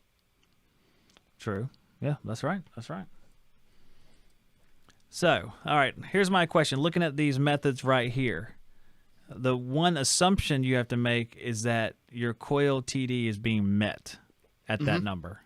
So it's not dirty. Well, there's not a whole variety of impeding airflow factors. So you would again say I have to do airflow first, even before this. But this is why you take an enthalpy reading across that coil. So you can check and see if it's beyond, let's say, beyond 6.7 or whatever the average would be. Right. If you start seeing higher up than that 6.7, probably means you got some low airflow going on there. Okay. Which is also really non-invasive and quick to do enthalpy. You just have something to test enthalpy. That's required. You know? Well, or you got to calculate it, which is most of your hygrometers today, like if you look at the field piece probes or the testo, they're going to calculate it right there. I used to use the Cooper Atkins. They don't even make it anymore now. I forget what that was called. They had a little box thing with all the leads on it. There's a little black box with all the leads on it. It was not the SH series, but they actually had a black box. It was multifunction where you could plug in hygrometer probes. You could plug in a large vein anemometer. They actually had pressure probes you could plug in on it. It was a pretty cool little unit. I never saw that one. That does sound cool. I had the other one, just like the standard, to get sensible like temperatures. SH66, the red box. That's it. And then the SH77 would actually get your humidity. And you could calculate enthalpy if you want. which is what every tech loves to do. Let me go ahead and plug these numbers and do some calculations in a few minutes. Or here's the Philippines probes or whatever probes you want to put up there, which you already have probably. There's some really nice charts available for calculating enthalpy. All you need is your wet bulb temperature in tenths of a degree. Or you know what? There's these little cool little things that we all walk around with now, right? Called smartphones, right? And those have apps on them, and it's really easy to do with that. You plug the numbers in there, and it spits the information out. Really, really easy, and that's really, really fast. And those apps are free. Yeah, and it's fast. Yeah, that's really interesting. I like this part of the discussion. This was unplanned good stuff. My favorite. So if you have something that measures enthalpy, and there's a lot of the probes like you're saying. I used to use the UEI DTH35 had enthalpy. So if you had two of those, bloop, there you go. You have an enthalpy split, 6.67, and I get that from the same place you got it. It plugs into the equation for capacity, and that's what you usually get with 400 CFM and proper. Everything else is proper. The evaporator TD might change depending on the system, but it's not going to change a tremendous amount unless you have some kind of ultra large evaporator for some high end thing. Shouldn't really change much your evaporator TD, because that's going to be, unless you've got something really mismatched in there. That's what I'm thinking. They used to do that, and this is why I brought it up, because they would put in, like, to get a sear match, you would see the 2-ton with the 2.5 or the 3 evaporator or air handler, and you just have to lower the airflow. The funny times is that, when the airflow couldn't get low enough because of the mismatch was so different. We had one time blowing the grills off the wall. It was a great experience. But the evaporator TD gets lower and lower, or smaller and smaller the larger it got. So there was but it was like, it's like 5, maybe 5. It wasn't a very large difference. Yeah, so you're talking about your TD was going down to like 25, at which case you're going to be up around 45 degree coil temperature, right? And then you're getting up there to where it's not going to do a lot of latent work. Yep, and there's where comfort mode comes back in to bring us back down. And I'm convinced that's why it exists, because the larger evaporator, even on a slightly larger evaporator, every little bit affects that latent capacity. So it gets worse and worse. The more efficient it gets. The irony is funny. Yeah. But I mean, like I said, that's just some simple math there for charging that I started using that, good grief, probably in the late 2000s. I learned about the technique, and I forget where I picked it up from, but it always made sense to me. And I had a couple customers come out and they're like, well, why aren't you putting gauges on that unit? I'm like, well, here's why. Because I don't want to take refrigerant out of your unit every year. You got to bring them over there, take the cap off, and say, okay, this is why. You feel better now? Yeah, hold on. What's the EPA's number? No. Well, it's allowed under the EPA guidelines because that's de minimis. Yeah. Right. But the thing is that after 3 or 4 years of doing it, suddenly you got to throw some more refrigerant back in it because they're low on refrigerant.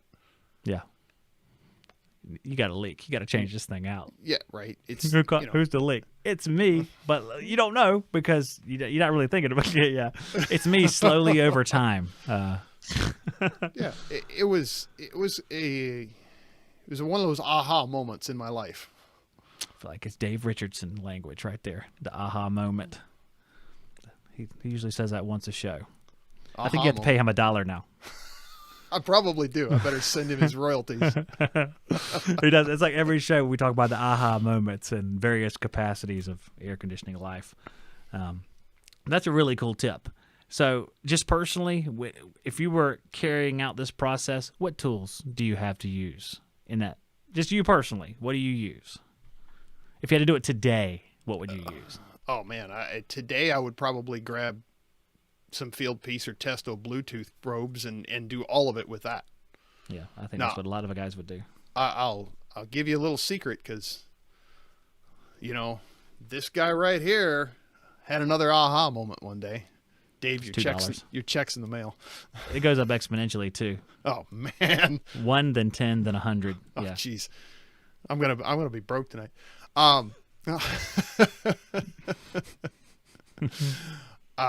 So I'm out on a job one day helping a technician out, and things. I came out there because he's like, "This is a bad TXV," and it was when I was doing factory tech support, and he happened to be really close to where I was at, and I'm out there, and he's got a thermometer, a clamp-on thermometer on the line there, right? And I'm like, well, what this? I'm touching the line with my hand. I'm reading his thermometer. I'm going, something is not lining up between these two. There is a large disparity between what I can feel with my hand. I got the old calibrated hand thermometer out there. Oh yeah. After a while you kind of have some idea. It's not like I wouldn't dial it into 1 degree, but I can get within 5 probably with it. Is that maybe. like a NIST lab thing that you've Yeah. Absolutely, yeah. It depends on how many calluses you have built up on it, too. The more calluses, the harder it is to feel the actual temperature. The longer you have to leave it on there. That's the equivalent of Philippines telling you to scrape off the pipe before you put their rapid rail clamps on. Right? Yeah. So I looked at where this temperature probe was, and I'm like, it is sitting dead out in the middle of the sun. Oh, yeah. I grabbed the door off the unit. I laid it over the top of that probe, and you know what? That TXV was perfect. Yeah, I've done that one personally. I sit there like in the sun. What happened is you'll actually have the best of intention. You'll start charging something. The sun will come around and shine on it. And it's like, oh man, the superheat's up like 5 degrees. Yeah. What did I do? What happened? What happened? Yeah. What happened? Oh yeah. Okay. Well, yeah, it's tough, and I don't know. I always try to position them out of the sun, but the daggone sun moves. It moves, you get in a hurry, things happen, right? But it's something to keep in mind. You got to remember the environment that you're checking this stuff in. I went through a while back and was looking at the accuracy of, like, say, an analog gauge and a K-type thermocouple. Mm-hmm. And wow, when you start compounding the inaccuracies in those two pieces, wow, that's scary about how wide of a range we can have. I guess that's true. Yeah, there's a little bit of interpretation about where exactly they fall. Mm-hmm. Well, and that's if you're looking at them dead on. You're not dealing with gauge parallax and things like that. It was quite enlightening. Someday I need to make that graphic up and let it out. But like gauge parallax, that's the name of an alien. Sounds like from Star Wars. Gauge parallax. I think so. Yeah, possibly Transformers. I was going to go with Transformers when I heard it initially, but I changed it to Star Wars. I now regret that and apologize. Well, we've come to the end of this particular show. We didn't get to the service side of this, really. So I think we're almost at the end of this show, aren't we? It's almost end of Saturday, so the show has to be over. At least here, it's almost near the end of Saturday. We have a couple hours left. But I'm going to get a lot of apples thrown at me for talking too long because these guys just want tools. They're like, heck with this guy. No, these nerds here want to learn. You know what I'm saying? They want tools, but they also want knowledge. I know this bunch. They want both. If they could decide, they would say, all right, we'll take the knowledge and the vacuum pump, Zach. That's fine. Yeah. If you guys have any questions, you can put them in the chat now. What I'm going to do here before I let you go is I'm going to do the thing where I show the different mustaches of famous people and have you evaluate whether or not that if yours measures up. In the chat can do this too. That's fine.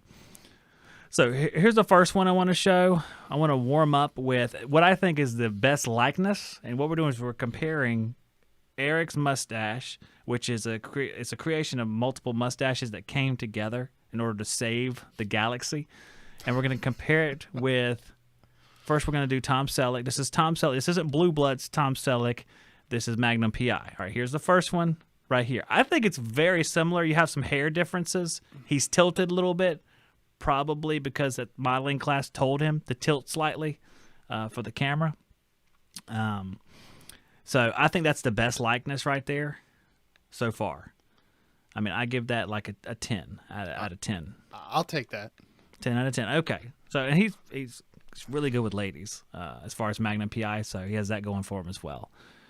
The second one, he had a cool car, right? Oh yeah, he had. What was his car? Yeah, he was just a cool guy. He was. He was like the guy, but this was like the early mid '80s, I think, when Magnum PI came on. He was like the guy say, "I want to be that guy when I grow up." He has, potential issues with commitment, but he seems very cool guy, and he has the car. The second one here is going to be a little bit less of a likeness. This is you and Yosemite Sam. Okay, I don't know if YouTube is firearms friendly, but most of our chat is, so I think they'll enjoy this. Let's see. Let me see if there's any questions out here real quick while you guys compare. I'm gonna give this one a 5. I don't think it's a very good likeness. Yeah, my hat's not that big. Yeah, the hat is just certain features of this guy is exaggerated. I'm just gonna let you guys know. Maybe a little. Yeah, just a little bit. All right, now we're gonna get into what I call this is the best part because Sam Elliott from Tombstone, right here. Well, it may not be exact. It may be Tombstone. It may be after Tombstone. Actually, it looks a little older. Actually, now that I look at it, so that one's pretty good. Sam Elliott's one of the coolest guys that are on the planet. Yeah, I think that's he's probably one of the coolest people, like you said, on the planet. I'll go with that. Okay, well, that's a good one. And the final one I have for you is also Sam Elliott, but I throw in Daniel Day-Lewis from Gangs of New York because he's just cool looking and his voice. If you guys haven't seen that movie, man, he's good in that movie. Have you ever watched Gangs of New York? I have not. Now I'm going to have to go watch that. Oh, it's his character is fantastic. The way he does the early New York accent. It's great. It's fantastic. And, of course, you win against Sam Elliott in this picture because the mustache isn't as prominent. It's more of a 10-day beard or something. Yeah, he's just kind of scruffy right there. Yeah, but I wanted to include that picture because that's where he walks out on the loading dock to fight the guys that were beating up Dalton at the Double Deuce back doors. Right. If you haven't watched Roadhouse either, your life's not complete. Roadhouse is a classic. Oh, my gosh. I watched it the other day again. I told my wife I couldn't watch the part where they and his name is Wade Garrett in the movie, for those of you who hadn't seen Roadhouse. Who, I don't know where you've been all this time. But he walks out there. They're beating up Patrick Swayze's character, and he proceeds to kick all their butts. Of and course. he was older back then. I mean, he still looked like he was 50 back then. He was still beating all these guys up. Great movie. Boy, talk about not charging. That's far away. But I wanted to show you this. No, I really appreciate you coming on the show. I had a lot of fun. The stuff we talk about that we don't plan on talking about, to me, it's my favorite part. The approach conversation, non-evasive, whatever you want to talk about. And then we had the home performance thing at the beginning, which was nice. But you're coming back for the charging thing. We'll do that sooner rather than later because I feel like we could continue with it. Maybe real soon. Maybe we can do real soon. We can work that out. Yeah, we can probably work something out. Yeah, we already got the audio set up. Let's not ruin this moment. We'll just leave it there. Yeah. Oh my God. I'm getting accused of looking like George Clooney now. Wow, that's a new one. George Clooney. Oh man, when did he have he had a mustache in a few films actually. I don't remember if that's Oh Brother Where Art Thou or Yeah, and what was the one in Vegas? It was the the original, was it like a Frank Sinatra movie? No, the Rat Pack. They remade it. Ocean's 11? Ocean's 11. There you go. Yeah, I think that's a remake of that. Did he have a mustache in that? I don't remember. Oh, again, the R&D team will look into that. I also don't know. He might have had a mustache in Burn After Reading is a movie he had, and he might have had a mustache in that one too. So, you guys let us know in the comments. They're like, we're not looking up that stuff. So, all right, but I'm gonna let you go. Go about your merry business. I really appreciate it. Let's get together again soon to pick up on this where we left off. Okay. Well, thanks for having me on, and y'all have fun playing. What is it? Skilled Trade Up tonight. Skilled Trade Up. Everybody's gonna win some tools, and apparently I can't win. I cannot play, so I'm not allowed. Look you're here. You've won in life. Let these guys have tools, right? And remember, guys, in case of fire, rescue your tools. That's exactly right. Hey, be happy that you don't have to win these tools because that means you're going to take them outside in the heat and use them. Right. Go put them to work. All right, Eric. I'll let you go, man. I really appreciate it, and let's do this again soon. Okay. Sounds good, Zach. You have a great night. All right, dude. Later. That was Eric Kaiser. We always have a good time, man. We'll do that again real soon because I want to pick up on the service side of it. We really didn't get into that. And I think we could probably expand a whole lot on that. It's a good time of year for that because we're doing a lot of charging. So, all right.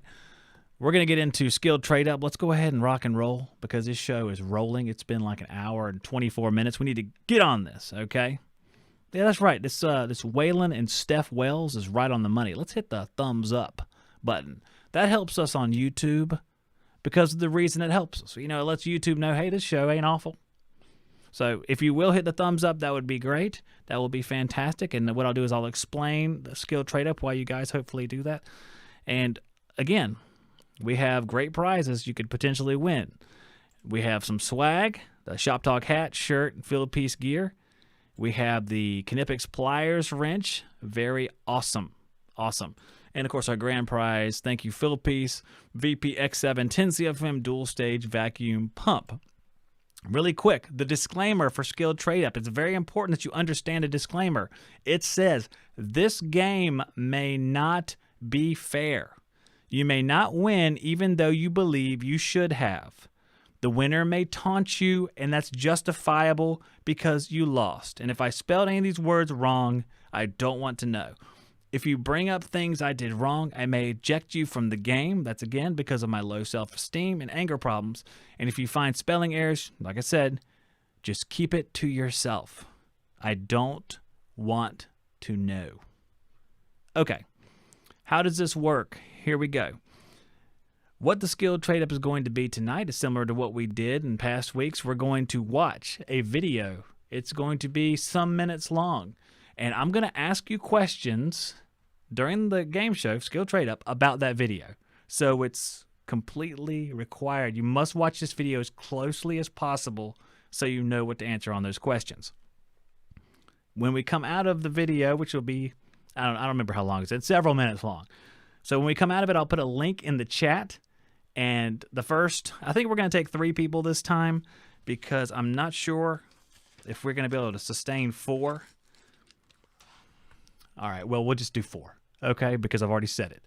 We're going to take 4 people, the first 4 that hit the link at the end of the video. So be watching for that link in the chat while you're watching the video. You got a lot of work to do.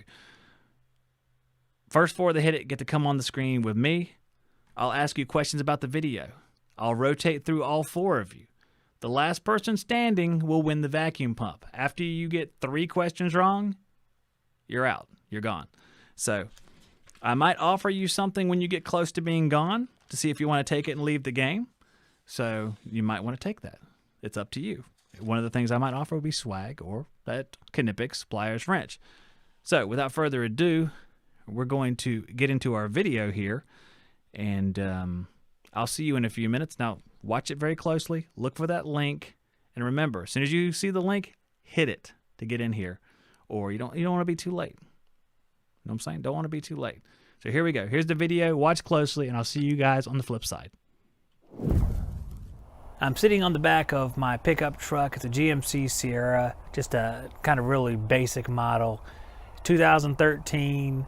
I bought this truck a little over a year ago, and at that time I was going to actually start doing service, installs, all sorts of stuff, but COVID came along and kind of put a hindrance on that plan, so I've kind of modified that, but I've returned to doing service calls. I'm not really interested in doing installs. I never really have been interested in doing installs, but I'm doing service, and I ran a service call today before Mallory's softball game, the final game of the season. I changed out a high pressure switch and replaced the top of a hood, which is an enclosure that goes around ductwork for a package unit put on usually it's a residential, but it can be a commercial application as well. Just depends on how you're doing it. So I'm sitting on the truck here and I was thinking to myself, I should really show you guys how I set this truck up. It's not an everyday service truck. That's going to be the big difference, and that's how I want you to look at it, because you're going to look at this and say, well, that's not what I would do. That's not what I would do. The idea is I build a modular system, and I just want to show you guys how I did it, just for the heck of it, I guess, just to have a little fun. And you can see what kind of tools I'm using, and you can comment what you think. What can I do differently? What did you like, maybe? Just put it in the comments, or if this is a part of a live show, in the live chat. So let's take a look at some of the stuff that I did, and you guys can give me your feedback. I have my DeWalt crowbar, and a crowbar is a place where ravens drink alcohol. That's a good one. All right, it's a horrible joke, and I'm sorry, and I apologize. I have totes. I have these Husky totes with the clear tops. I really like them. They're a little expensive. These are about $30 a piece, but I really like them. You can see what's inside. They're pretty durable. And what I have in the first one here, I'll get a little bit closer. We'll take a look inside. And this is my copper box. We have the NAVVAC NTF66 flaring tool. It's like it's an orbital flare. You see that right there. Let me go real quick through this stuff. The NAVVAC NTE11H tubing expander. We've seen that enough times that we know what's going on with that. Beneath that, I have my Keter box full of copper fittings, access fittings, elbows, pistons. A lot of them are Danfoss pistons. Just a whole lot of different stuff for copper. I have some Teflon tape in here. Typically, I put this in the PVC tray though. So I'm not going to go through every little thing. And of course, we have some refrigeration technology stuff that has to do with brazing. Big Blue for when I have to check leaks. We have the heat blocking gel. And we also have pan and drain treatment, which I guess doesn't technically belong in here, but whatever. I also have the new Yellow Jacket Deluxe Alloy Ratchet Bender Kit.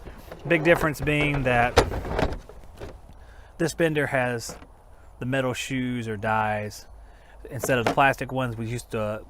On the plastic ones, they used to get routed out in a little square here, and they get real loose all the time. So this is a nice upgrade. Let's see our next box. We have test instruments and some of the vacuum stuff like the NAVVAC 4CFM pump. Let's open that up real quick. I have the Yellow Jacket Bluetooth scale. Down here, this is the 4CFM NAVVAC battery vacuum pump. I have to charge those batteries actually.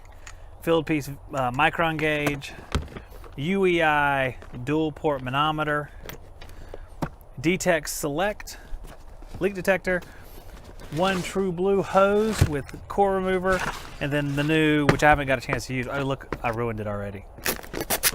Might as well get rid of that.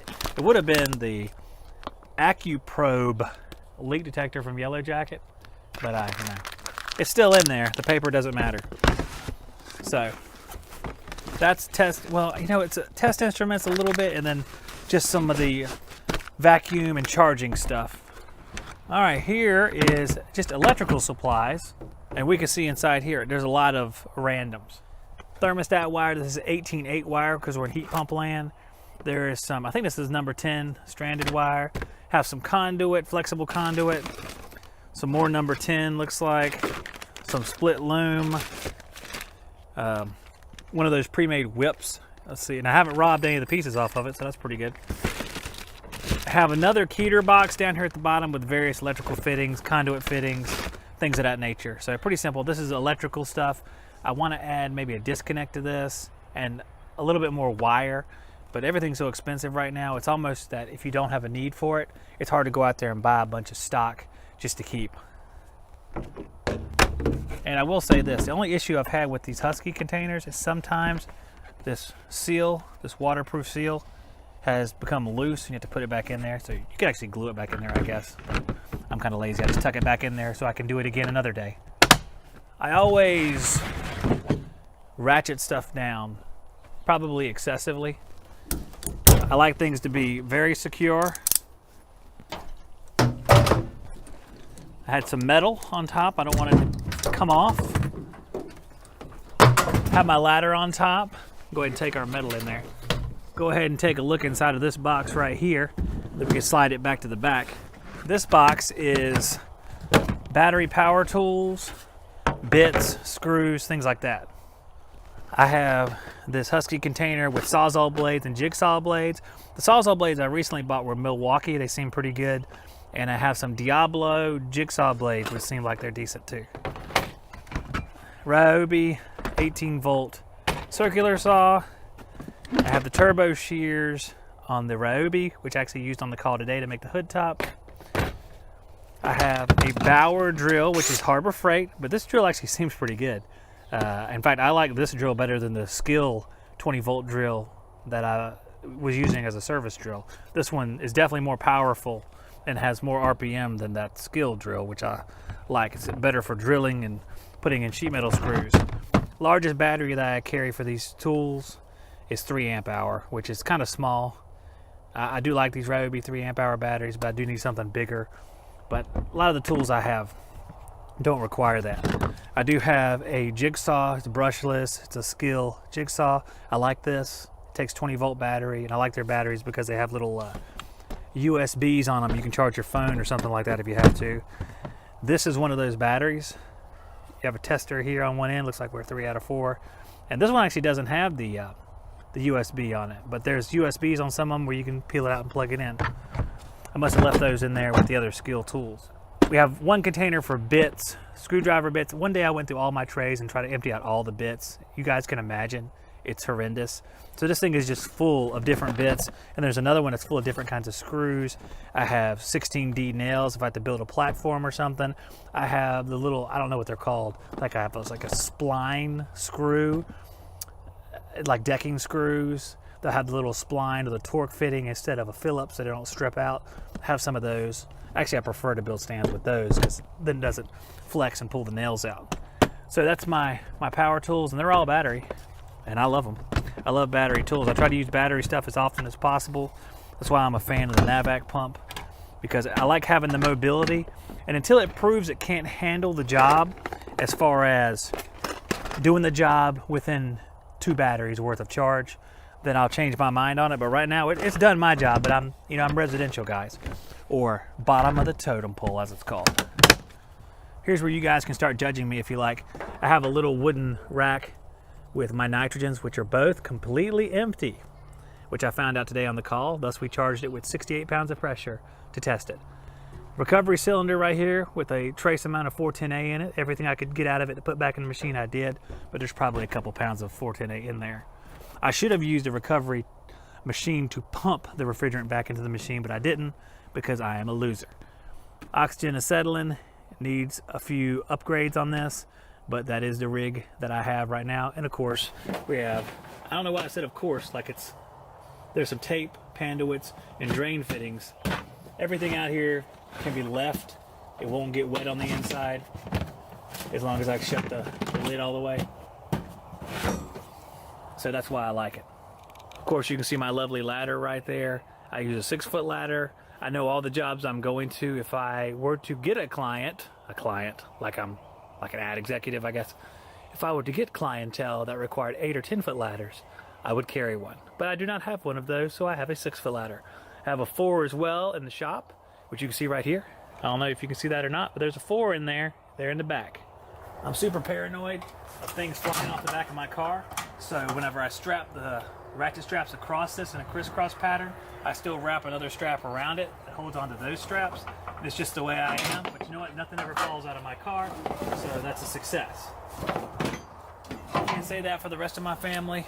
My father actually dropped a Carrier air handler out of his truck. It was for my job, not his. The blower actually kind of slid out of place, but the air handler was actually fine. He didn't take it back, and he drove it all the way up to my job 40 miles away. So inside of this large container, I have some drop cords. I have the DeWalt vacuum, 18-volt XRP battery, an older battery. I have the coil gun in here, R22, R410A. I also have like some miscellaneous things. I have some coil cleaner, the caulk gun and the caulk is in here. I have this 2-foot level that is brighter than it's like Liberace's level here. And this stays on my truck all the time. I just leave that there all the time because it's so heavy to take on and off. And I just leave it here because it's not that big of a deal to have this on there. My front seat's kind of nasty right now, but I have the Vito OTMC, I think is what this is. OTMC. I'm gonna go with that. It's my main service bag. I didn't realize I had my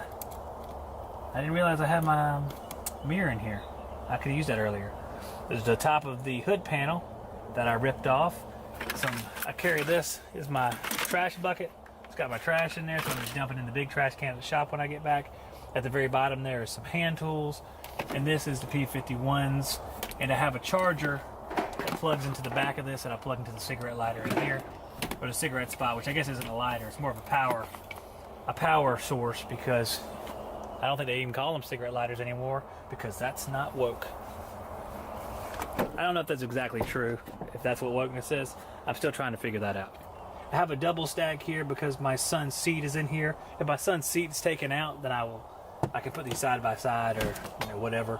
On the top is just various rolls of copper going from 3/8 to 7/8, and I have some pieces of 1/8 just in case I run into that. This little, almost like a play mat, I use for my knees when I'm working on the unit. This one called Recovery. It has the NRDD NAVAC recovery machine, which will appear in the video, which you may or may not have already seen, of the service call with the high pressure switch. There's also some hoses in here that you can use for recovery. Down on the bottom is some random stuff, and the Y-jack probes are in this container right here. I won't take that out because there's no reason to. On this side, I have the Mega Vacuum, my shop vac, which I actually use for an actual vac in the shop. It's a big canister vacuum. It's like, I don't know, 10 gallons or 15 gallons or whatever they are. It does a great job. I got it specifically when I was cleaning up and remodeling my old studio area where I used to broadcast from in this building, which you can't see right now. That used to be where my desk was. I took all that stuff out and built racks so we could store stuff like Christmas gear and various things like that. So I needed to clean it up. I needed to de-rat turd the floor. So that's why I got that. And I got my jumper cables down there, which I used yesterday for a buddy of mine who was stuck outside the kids' school. So it turned out really, really well. And of course, you know, guys, let me show you something. This is why I would be happy if power windows never existed. This window doesn't work, and I have these shims in here so it doesn't slide down. I don't feel like taking it to the shop right now for another stupid power window motor or whatever the problem is. I wish everything was just you rolled it up and down. That would be fine with me. So that's the truck, guys. Here's a look at the front. This is the truck. I think it's probably one of the better looking trucks I've ever owned in my life. One of the other ones is right on the other side, and I'll show you that when we go. It's my old high school truck that my son now drives to the very same high school. Small town country life. Generational transfer. Same. So this is it. This is what I use. Tell me what you think, and let's take a look at my award-winning vehicle from yesteryear. Oh, it's so far away. Let's zoom in. There it is, right there. The 1995 Ford Ranger. Still trucking. Got a couple quirks, but it's still doing a great job. All right, so I'm back. I just put the link in the chat, and okay. See who pops in here in a minute. Hope you guys enjoyed that. You ever heard the term chuck in the truck?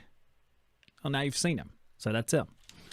All right, let's see who pops in here. I see a few people popping in. I got some questions ready here for these unlucky souls. So who's going to be the last person standing? All right, there's plenty of them. Let's see. I see some faces down there. Some are smiling. Some look confused. And one of them looks very determined, even though he crashed and burned last time. You know who I'm talking about. I see you down there. He keeps looking at it like he can't hear the words that I'm saying. All right. So let me remind for everybody who's out here, disclaimer for the show. This game may not be fair. You may not win even though you believe you should have won. There may be people waiting that believe they should have won. The winner may taunt you. That's just how it is. Life is hard. If you bring up things I did wrong, I may eject you from the game. Like, for example, if you say, I think your truck setup is stupid, I might get my feelings hurt. No, I'm just kidding. I wouldn't do that. That's very jerky. We're not going to do that. We have great tools. Grand prize, Field Piece VPX7. One of these dudes down here will have it in their possession. You may also have a separate dude, may have the Knipex pliers, or Knipex pliers wrench, or some swag. But one thing is for sure, someone's winning the pump tonight. So let's find out who actually made it into the game here. Let me see. I see 4 souls lined up here. The first one being Kato. What's up, Kato? Hey, what's up? I'm going to lower your I can hear you. I'm lowering your volume down like I should have remembered. Let's see. Oh, there we go. How you doing?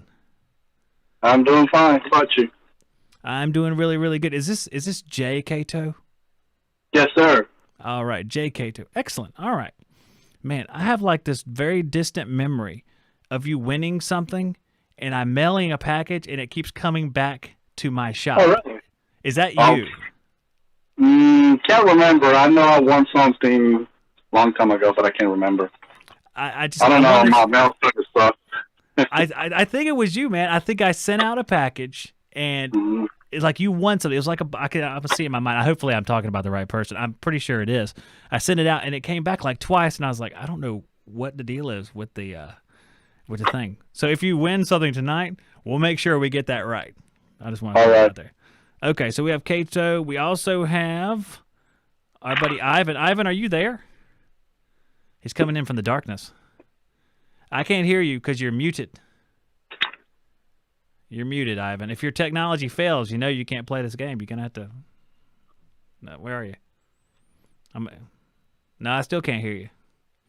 Oh, this is awful. Ivan, this could be the end before it even gets started. You don't want this to happen to you, do you? He's still talking. I can't hear you, man. I can't hear you. We're going to give you 10 seconds. Oh, what? Did we get you? Yeah, I think you got me now.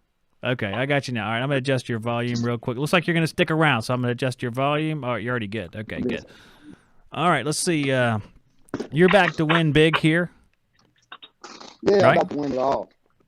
Hey, that's the spirit I like. I'm about to win it. That's what I like. Okay, Yeah. so let's see who you're going to play. You're playing against Kato. He's fired up because he had a prize won like 3 years ago that he hasn't gotten to use probably, and he's probably still sitting down there somewhere. So he's ready to win again and actually receive a prize, which I think is reasonable. But we have to add 2 more people here. There's a bunch of them waiting. But the next person is Chris. Chris, what's happening? How you doing, man? I'm doing great. So have you ever played the game before? Because I don't remember seeing your name. No, first time. First time. All right. Oh, I think the volume knob just took a walk on me. Let's get the volume adjusted. All right. So, what part of the country? You're the first person to ask this. There's other guys here, but what part of the country do you work in? Clarksville, Tennessee. Oh, nice, man. Good luck in the game. That'd be some real low shipping cost. So good luck, Chris. Yeah, there's plenty out here. Hey, the dude that won last week, Kyle, he lived like the farthest possible town away from me in the continental United States. I was like, this is gonna hurt. It wasn't that bad though, and it's all the stuff is on the way. So everybody who won last week, the stuff is on the way. Kato, where are you located? I live in Corsicana, Texas, which is near Dallas. Okay, all right, very nice. We have a bunch of guys who listen from Texas, so very cool. All right. Mm-hmm. And Ivan, I know you're located right next to Victory, right? He's like, yeah, it'll happen tonight. Houston All right. it is. Houston. Yeah. All right. Hey, there you go. All right, our final person, there's 4 guys down there waiting, but our final person is Rawl.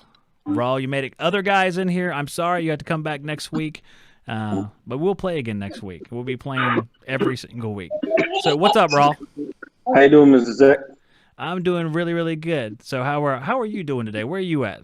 I'm in Memphis, Tennessee. Oh, nice. 2 Tennessees. All right, good. Yeah. All right, I like that. Good luck to you, Tennessee guys. I might just drive it over to your house and leave it on the front porch then. That's good. That'd be good. So here's how the game's going to be played. I'm going to take each one of you one by one. I'm going to ask you a question about the video that I just showed. You'll have 3 wrong answers before you're gone. So on that 3rd one, you're gone. The best thing is just to not miss one. That way you definitely win. So the idea, just don't miss one. Okay. Did everybody watch the video? Yeah. Yep. All right, that's Yeah, I a watched good it first this step. Did anyone watch half the video, but you're worried that all the questions come from the other half? Nobody? That's good. All right, that's good. So without further ado, we're going to start with the very first person that popped in here. The rest of you will go off screen for just a second, but you'll be coming back individually. So Rawl, Chris, Ivan, we'll see you in just a second. Kato, you ready to play? All right. Yes, sir. All right. So this is going to be real simple. You're not going to see it on the screen. I'm going to read it out because life is busy, and I didn't have enough time to put things on the screen. The very first question, and these will get harder as the game goes on, but this is what I call an easy question. What model is my GMC truck? What model? It's a 1500. Well, there's a specific name for it. There's a specific name for it, not the number series, but there's a specific name for my truck. Sierra? That's exactly right. It's a Sierra. Okay. That's exactly right. Great. So I'm going to write down each one of your names. So you started off good.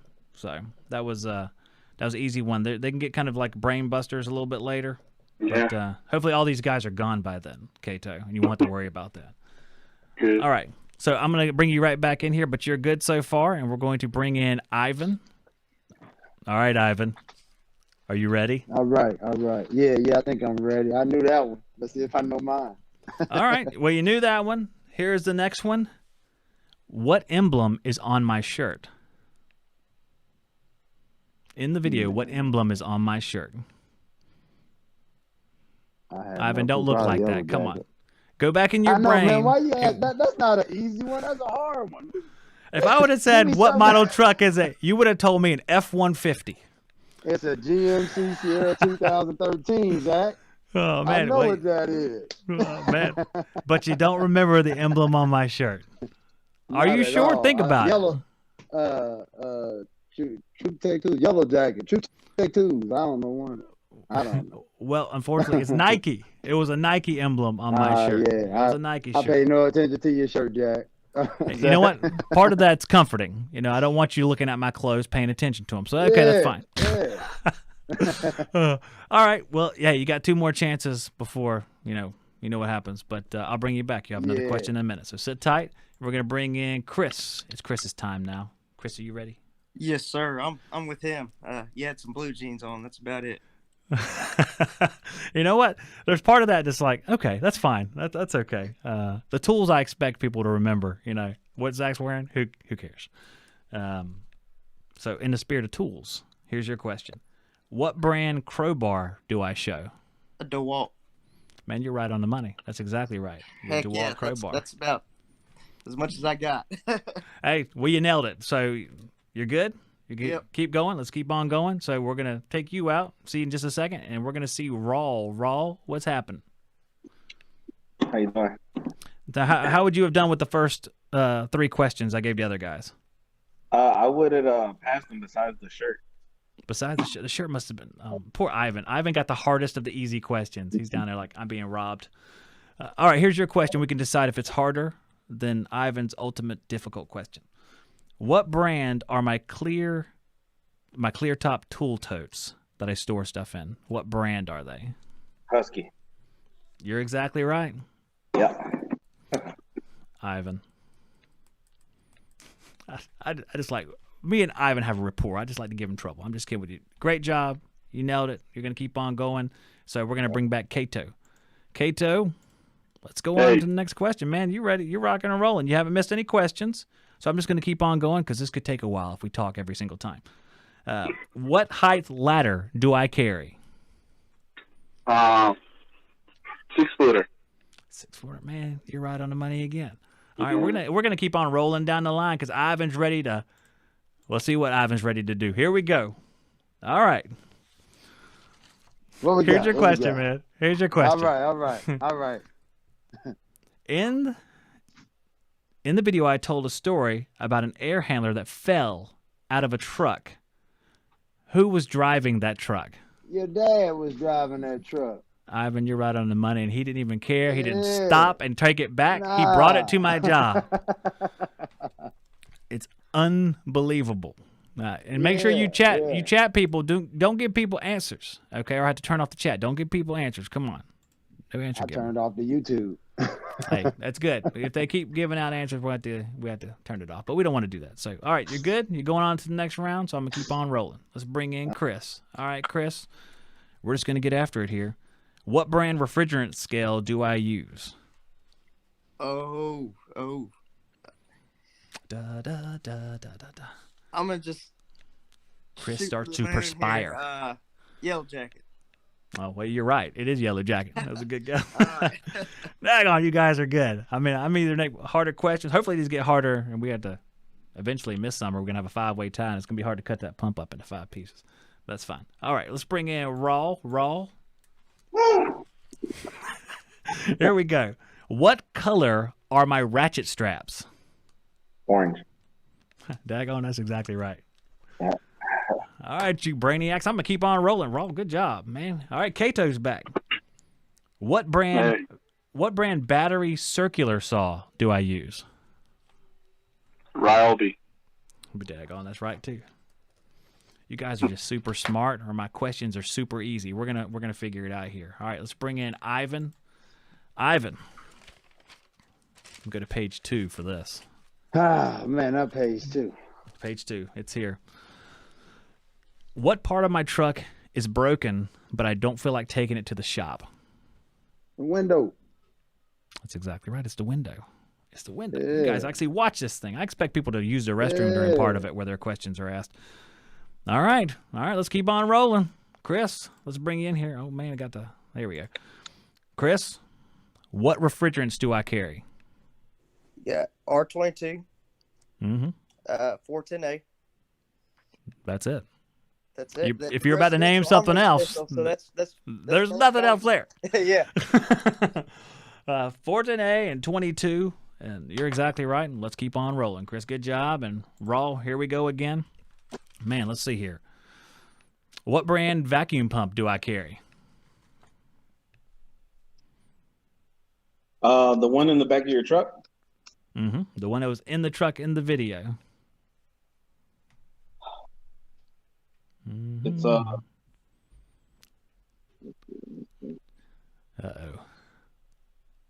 See, the other guys, do you other guys know the answer? I can see their faces down there. You know the answer? It's, know Ivan it's, is yelling it. I know it's a white, black and red one. I want to say, Husky doesn't make no vacuum. You say Husky. No. What's your final answer? Got to have a final answer here in the next few seconds. I'm going to do the hand count. We'll do 5, 4, 3, 2, 1. I don't know. Well, it was. Hey, that's right. You got 3 chances. I know It was Navac. Navac battery vacuum pump is what I carry on the truck. So Navac. Oh, hey, that's all right. Yeah, I knew that one. Yeah. Yeah, I thought you meant the one behind your truck, like the drop back. Yeah. Oh, no. Battery vacuum. Oh, man. Well, you know what? If you would have happened to name the battery vacuum cleaner that I had in the other part of the truck, I would have to give it to you. But that one's DeWalt. So that one's, we'll try again. Yeah. That's all right. You got 2 more chances, so don't worry about it. The game's already taken, almost half the questions. You guys don't seem to miss much. So we'll see what happens. Let's bring back Kato. Kato? Hey. All right. Why don't you get one wrong, Kato? Let's make this interesting. Oh. Well, let's see what happens here. All right. What was upgraded on the new Yellow Jacket tubing bender? The bending radius are metal now. They're not plastic or fiberglass, but they're metal now.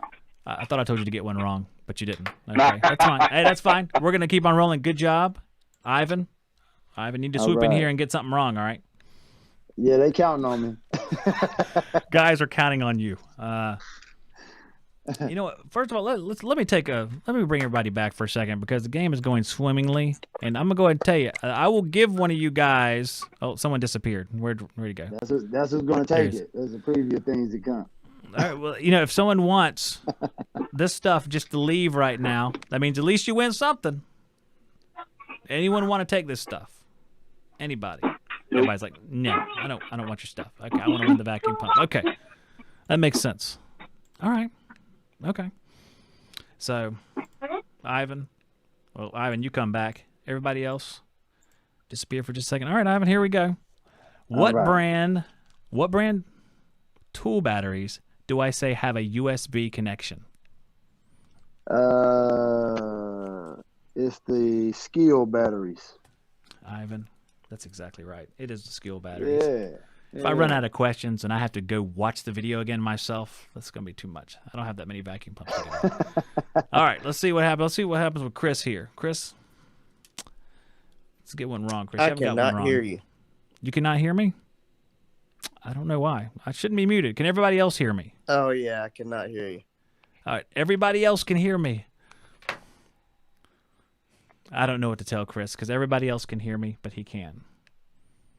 Chris. All right, you know what, Chris? We're gonna skip him and come back after Now I Raw. can't hear you. All right, we'll.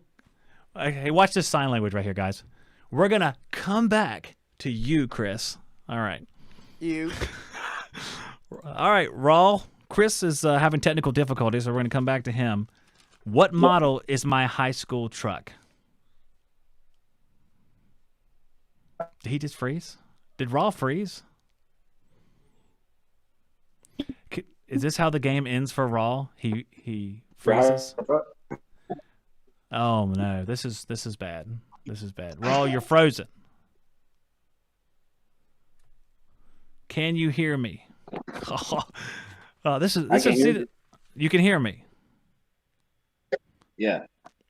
What model is my high school truck? Oh, he's disappearing again. This is tough. This is tough right here. Okay. Raw, can you hear me? Can you hear me?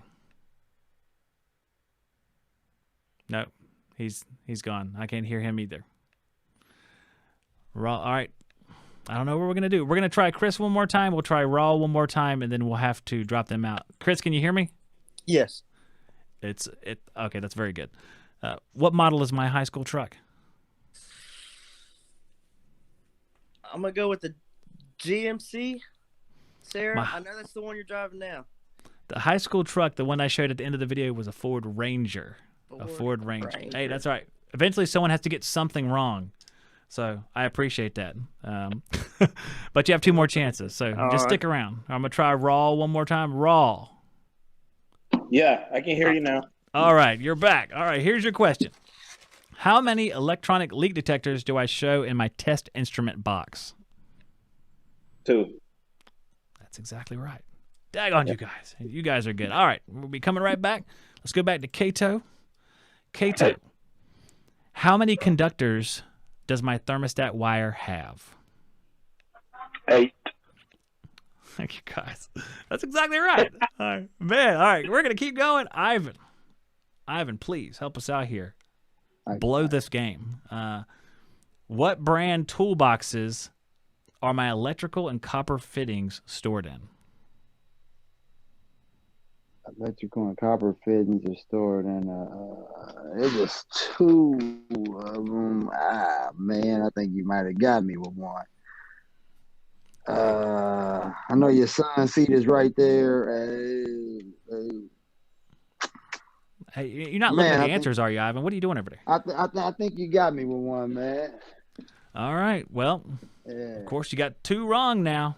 2 wrong, Ivan. I keep that in mind. What was the box? The box is Keter. Keter is the brand of the box. Yeah, I never would have got that. No, I don't even remember all you saying that. I think you just made that one up. Hey, you know what? It's probably true. Oh, let me get rid of you. Okay, I'm just kidding with you. I'm just kidding. All right, nah, that wasn't true. I didn't make that up. There's Keter boxes. You saw them, didn't you, Chris? Yeah. Chris didn't know about the boxes either. You could tell. You can see the look on his face. All right. What brand jigsaw blades do I mention? Milwaukee and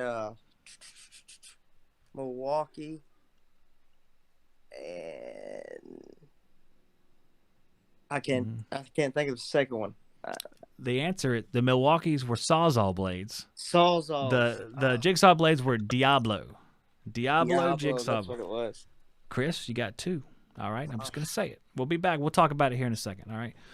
We'll be back. It's all right. We'll be good. All right, Rawl. What is the largest amp-hour battery that I use for my power tools? A 4 amp? It is a 3 amp-hour batteries. Well, you guys are finally missing a couple, which is good because the game was going to go forever. So, all right, let's bring everybody back real quick. All right, now that we have some of you guys that are close to the brink, does anybody want this Nipex pliers wrench to leave the game? It's really nice. It's really nice. Look, at nobody's like, we're going to crash and burn. We don't want that thing. Are you positive? Because it is actually a very nice wrench. No? I'll give you a hat, too. Hat and a wrench. Anybody? Nothing. All right. All right, let's do it all over again. Let's see. All right, guys. Whoop. We taking L. All right, Kato. Here we go. You haven't missed any, so you're sitting in the best spot right now.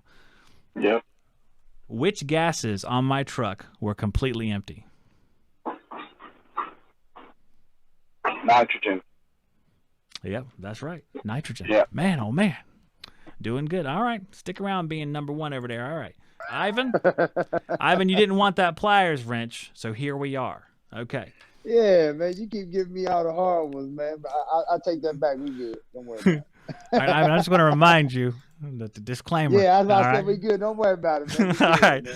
All right. We good. Whenever you hear stuff that seems critical about the game, I just bring up the disclaimer. Yeah.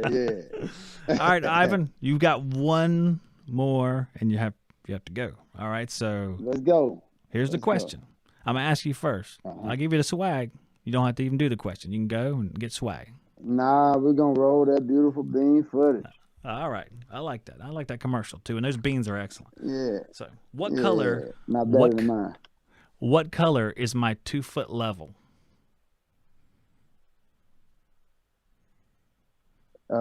It's like neon or something. It's a real bright color. But what color? Fluorescent. The reason why I ask, neon is a color you add, or a description you add to another color. So like you have neon and then a color. So green, neon green. That's exactly right. Neon green is the right answer. I would accept green, neon green, lime green, anything that resembled the level I would accept, because I just wrote green on my paper. All right, so you're still here. So maybe it was good you didn't take the test. All right. Yeah. That's a spirit. All right. How's it going, Chris? All right, give me a break now. Chris, as I see that you have missed 2 here, I would really love to give you this Knipex pliers wrench. It's really nice. I mean, it won't bring a system down to 500 microns, but it will turn a bolt. No? I might actually take that, because I'm on the down slope of the winning pole here. Yeah, let's see. We have Kato sitting over there that can't miss a question, doesn't know how to fail, but I want to give you this wrench here. This is like a $50 wrench. Knipex sent this wrench in. I keep calling him Knipex. I'm like, Knipex. That's something I would take right there. But will you take it right now? Yes, sir. All right, Chris. Good deal. All right, you're going to win the Knipex wrench. I think I've shown it about 50 times. Might as well make that 51. There it is. You send me. Said it, man. That's no problem, man. I really appreciate you playing the game. My email is hvacshoptalk@gmail.com. Send me your address, and I will send you the wrench. All right, man. I appreciate it. Love your show, man. I appreciate it, Chris. Thank you for watching. No problem. All right, Chris is gone, guys. He's left the building, okay? So now we have to go over to and there's only 3 prizes to give away to people. So if you don't accept the prize and I give the other ones away and you're that unlucky 4th person, I just want to say it could be bad. So in that spirit, let's talk to Raw. Hey, Raw, you want this swag, man? Nah. I want that vacuum. I like a man of focus. You're like John Wick or something. That's great. I think that's how he was described.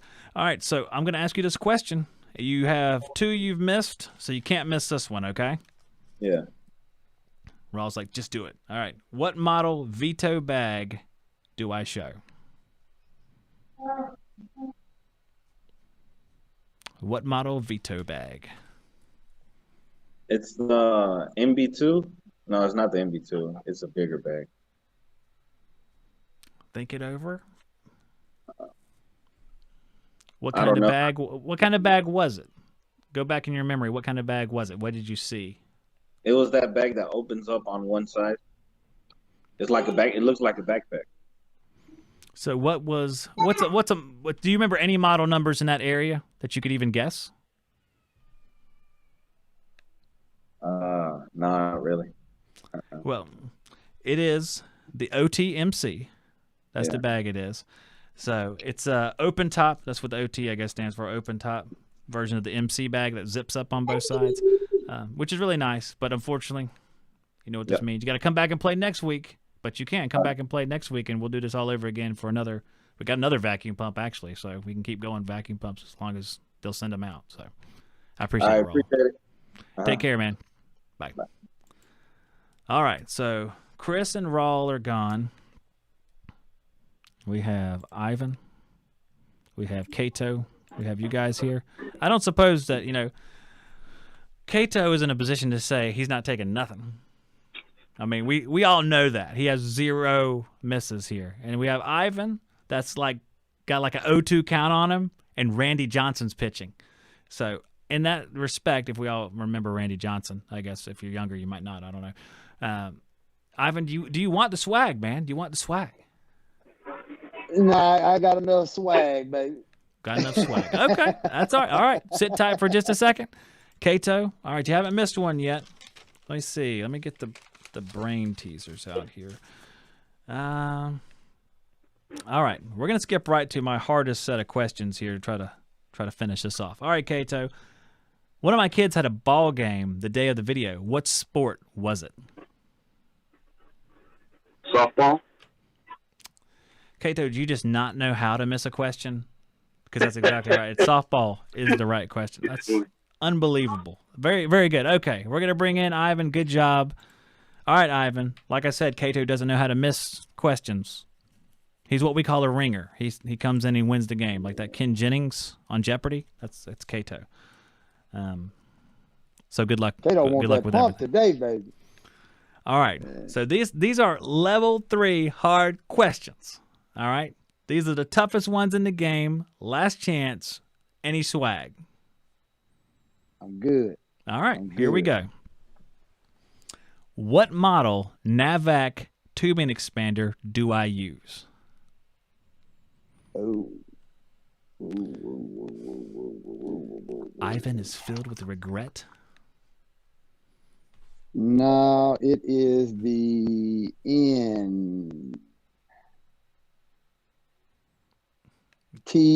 NTE11H. NTE11H. Ivan, where are you reading that from? Yeah. Where? Because I'm ready today, baby. that's exactly right. That's exactly right. It is the NTE11H. Prepared. You came. Wait, hold on a second. Did you just say you came prepared? I'm Wait a ready second. today. I'm Hold ready. on a second. I got your notes. I like that. So you came prepared. Didn't you miss the first question? What are you talking about? You came prepared, but you got that one right. That was a screwball right there, man. That wasn't right. That was All right, no, that's a that was good everything job. but right. You're still in it, so you hold tight. You're still here, Kato. All right, here we go. What was in my copper box that I said should have been in the PVC tray? It's okay. It's okay to miss one every now and then, Kato. I remember you throwing something in there. Copper. I'm gonna say with a PVC fitting. No, it's actually the Teflon tape. The Teflon tape was in the wrong box. Yeah. At least as far as where I put them, it's in the wrong box. So, all right, you missed one. That's okay. You got 2 more to miss. Let's bring in Ivan. Would have Ivan. missed that one. Okay, I would have missed that one. That would have got me out of here. You better be glad that wasn't you. All right. So, here's your question. When was the last time I used my jumper cables? Chris knows the answer. He's down there. I can see him. He's like, I would have won something. Oh yeah, man. I don't remember anything about jumper cables at all, man. So I'm gonna say,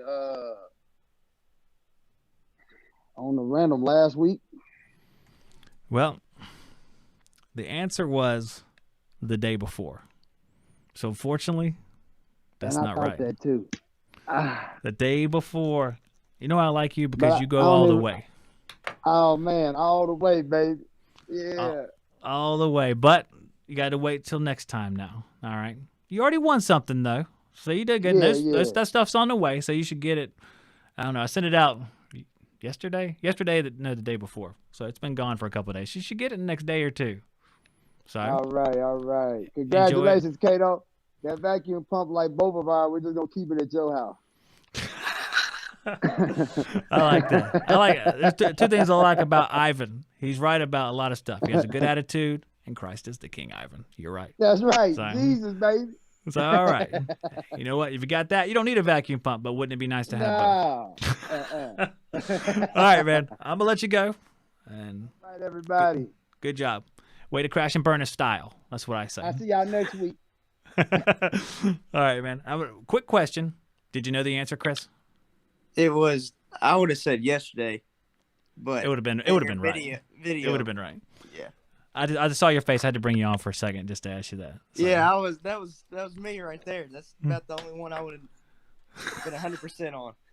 That's awesome. Well, thank you for playing again. I saw you down there. I thought I'd talk to you for a second. And You don't said, forget, what link do I need to? I'll put it on the screen actually. So after you get off of here, you'll see Yes. it on the as it plays. So just write that down. HVAC Shop Talk at gmail.com. It should be in the video description too, just in case. Alrighty. Sweet. I do appreciate it. Thank you, Chris. Take care. You too. All right. It's your big winner. Look at you. Hey.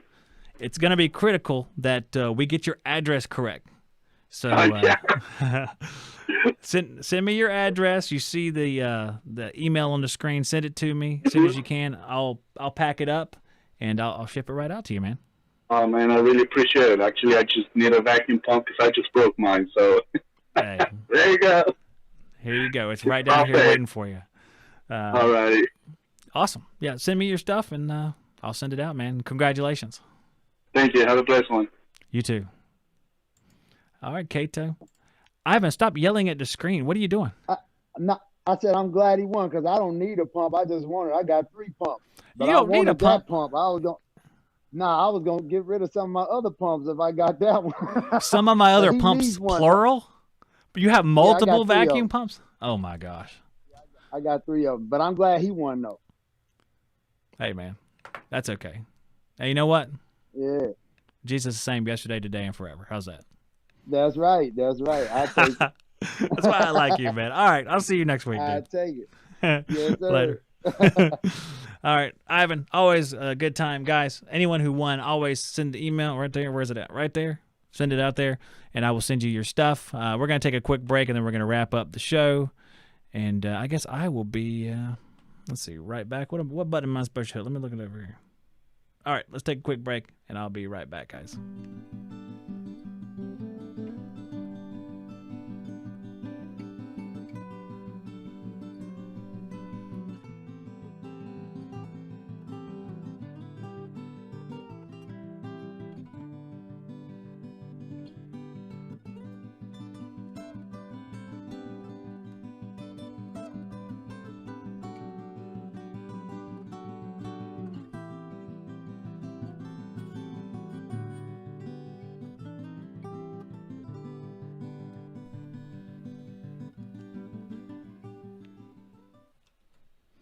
All right, we are back to finish up, guys. Thank you for playing tonight. That was a lot of fun. Thanks to Eric for coming on the show. Skill trade up so fun. I almost forget we had a guest on the show earlier, but he did a great job. It was a lot of fun. We're going to end as we do every time, just like Ivan would like, with the Bible. All right, here we go. I'm going to read from Acts 10, verses 44 through 48. And it says, "While Peter was still saying these things, the Holy Spirit fell on all who heard the word. And the believers from among the circumcised who had come with Peter were amazed, because the gift of the Holy Spirit was poured out even on the Gentiles. For they were hearing Gentiles, not Jewish. Okay. For they were hearing them speaking in tongues and extolling God. Then Peter declared, 'Can anyone withhold water for baptizing from people who have received the Holy Spirit just as we have?' And he commanded them to be baptized in the name of Jesus Christ, and they asked him to remain for some days." The reason why I'm reading that on the air conditioning show is because we can learn great lessons from the Bible. I mean, if you were a person who didn't believe anything like I believe about the Bible and still read it, you would learn great things about how to live your life. And then I think in turn, you would accept what it says. That's what happened to me. I think that's what would happen to anyone. And I encourage you, because this is way more important than HVAC will ever be. Like I said, be good at your job, but your jobs come and go. Jobs aren't forever. This is eternal. When I'm talking about the Holy Spirit falling on these guys, up until this point, it only fell on the Jewish people, basically, not the Gentiles. Eventually, if you read on, you have the Apostle Paul going all the way through the Mediterranean, converting people that were not Jewish. And you have to accept that you don't know the grand scope of every plan. Be a good person. Do the right thing. Don't have preconceived notions about people.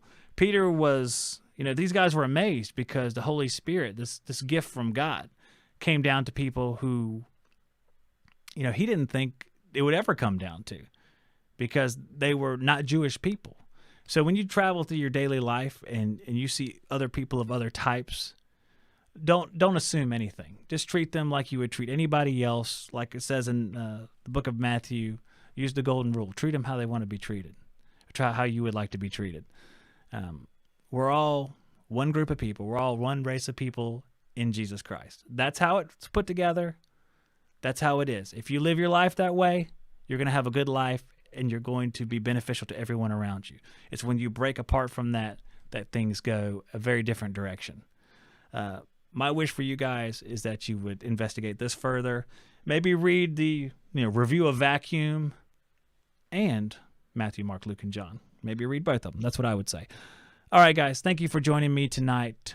This has been HVAC Shop Talk number 19. Eric Kaiser, STU number 5. I'm going to get out of here. I'm getting my button ready here.